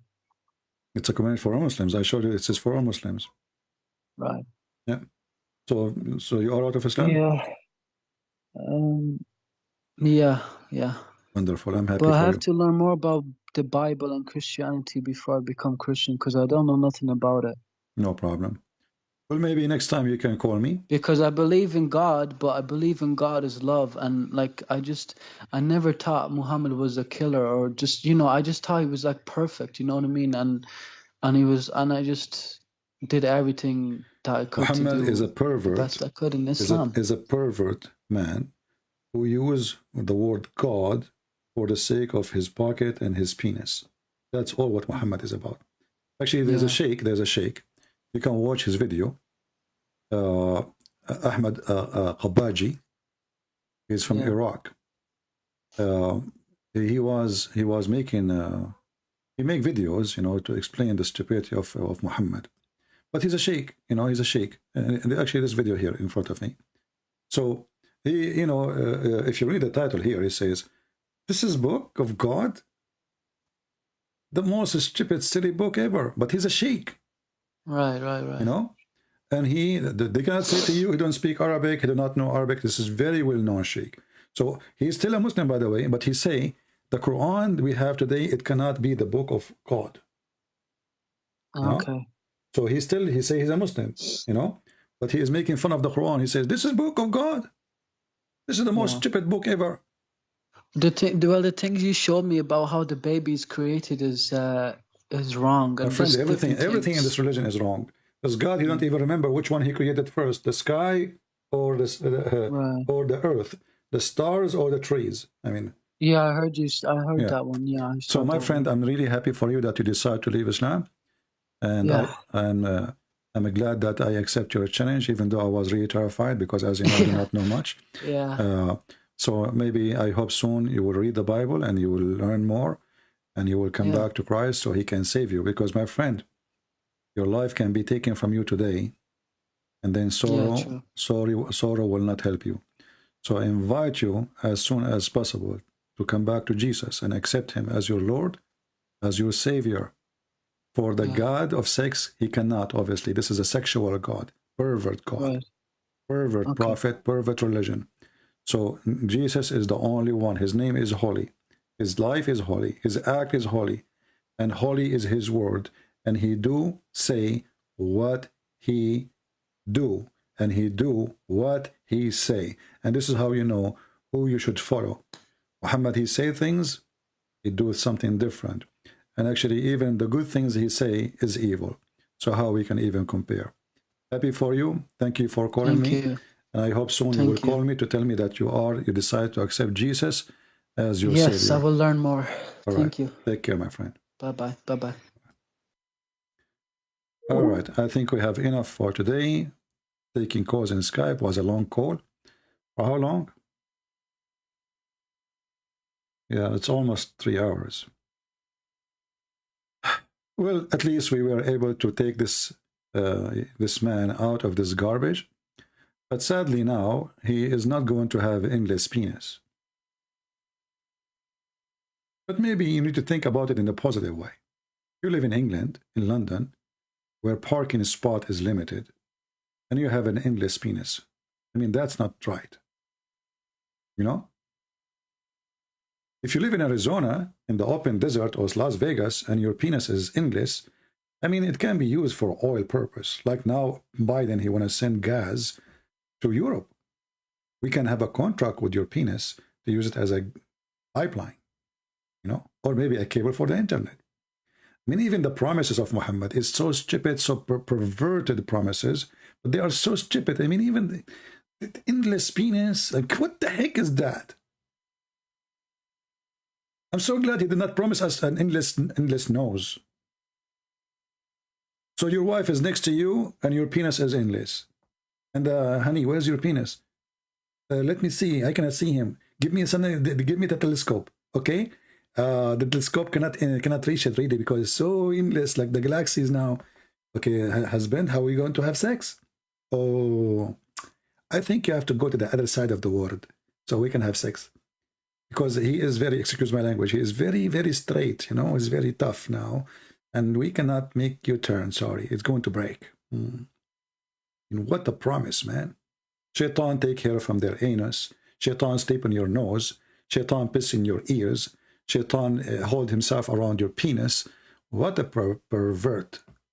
And then the Muslim, they say to you, oh, Christian Prince keep talking about sex. Do you have anything in your religion except sex? Aren't you worshipping, believing, praying, killing, doing jihad for the sake of penis? And then you're asking me, what do you talk about sex? This is your religion. What I will talk about. In the best scenario, when Allah decides not to talk about sex, he talk about big boobs. Big boobs flying in the wind. Which is really scary. I mean, imagine if those women, they hit you with their boobs. Did you watch the movie of Al-Qaddafi, the dictator? You know, when one of his bodyguards, she break the brick with her boobs. I mean, those boobs are so big. A God, he promised us big boobs. Is that a booby trap? What if you put your head between her boobs and she smash your head? They're so big. Endless penis, endless. Her ass is 1 mile. I mean, how come the penis is so endless, but the ass is 1 mile of the women? And how the ass is 1 mile and her vagina is endless too? وَفَرْجٌ يَسَعُ ذَلِكَ. And a vagina fit for that penis. And why we need women with big boobs? And where is the word women, by the way? In the verse, there's no women. It says, and big boobs. Huge boobs. You know? In the heaven of Allah, I'm sure they will open a special, like, a special care unit in the hospitals for boobs injury. Like if somebody, like the husband come to the hospital because he was hit by one of the nipples. If the boobs is so big, the nipple is how big they are and how sharp. What this religion is about. And if the ass of the woman is 1 mile, how big is her poo-poo? And where you can get her a panty? What about the bra? You will go bankrupt. What a great religion. It's amazing religion. Makes sense. Everything in this religion makes sense. Everything in this religion. Shaitan take hair from their anus. I mean, conspiracy is all over. Shaitan wrapped himself around the penis. Shaitan sleep in your nose. Piss in your ears. Right? And they believe because Prophet of Allah, he told the truth. Thank you all for being here. Later we are going to update you about the date. We mentioned that we are going to take 3 days a week to be fixed date to go live on air, and we will update you what those dates are, and then we can go from there. And I will go between those 3 days still, but there's a 3 days is going to be fixed date, or maybe 2 days, we will see, which means you will know that every day in this, it doesn't matter what week, every day like this day, etc., Christian Prince will be live on certain time. This is fixed date and fixed time. So we will announce it, and you are welcome to join us. Thank you all for being here. May the Lord bless you. Pray for this gentleman to see the truth, and the truth will set him free. He's already out of Islam, but already he started the way to find better truth. Let us say the salvation, not better truth. The salvation, the true way, the only way. That is the way of Christ. God bless you. Christ is Lord, and we are here to help the Muslims. We don't hate them. We will never hate them. Never hate them. Because if you hate them, you become like Muhammad. You become evil like Muhammad. Don't do that. Love never fail. And we will never fail. In the name of Jesus. Thank you. God bless you.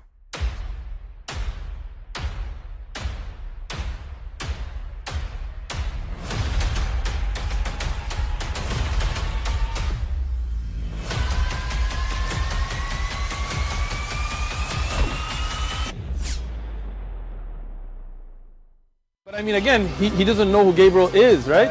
Because he didn't come from an Abrahamic faith. The people of Mecca were pagan. Quran is mentioned. If this book was from other than God, they would have found in it many contradictions. If a book is without contradictions, that has no bearing on whether it comes from God or not. I've had phone books that are inerrant, but I certainly don't think God gave them. That we believe without understanding. The brother asked a very important question, that most of the scholars say that listening to music, watching movies, and most of the television programs, they're haram. So how can we have fun?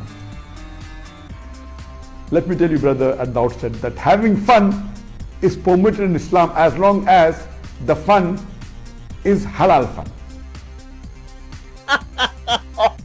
That the standard narrative has holes in it. The Prophet tells us because Satan or the devil sleeps over our nostrils. Those who oversleep and not pray Fajr on time, Satan urinates in their ears. I really do think Jesus was crucified and that he really was dead and buried. He thought that he was a son of God in the sense that he was specially chosen by God. I think Jesus really did think he was going to be the Messiah, the future king of Israel. I mean, that is, after all, why they crucified him,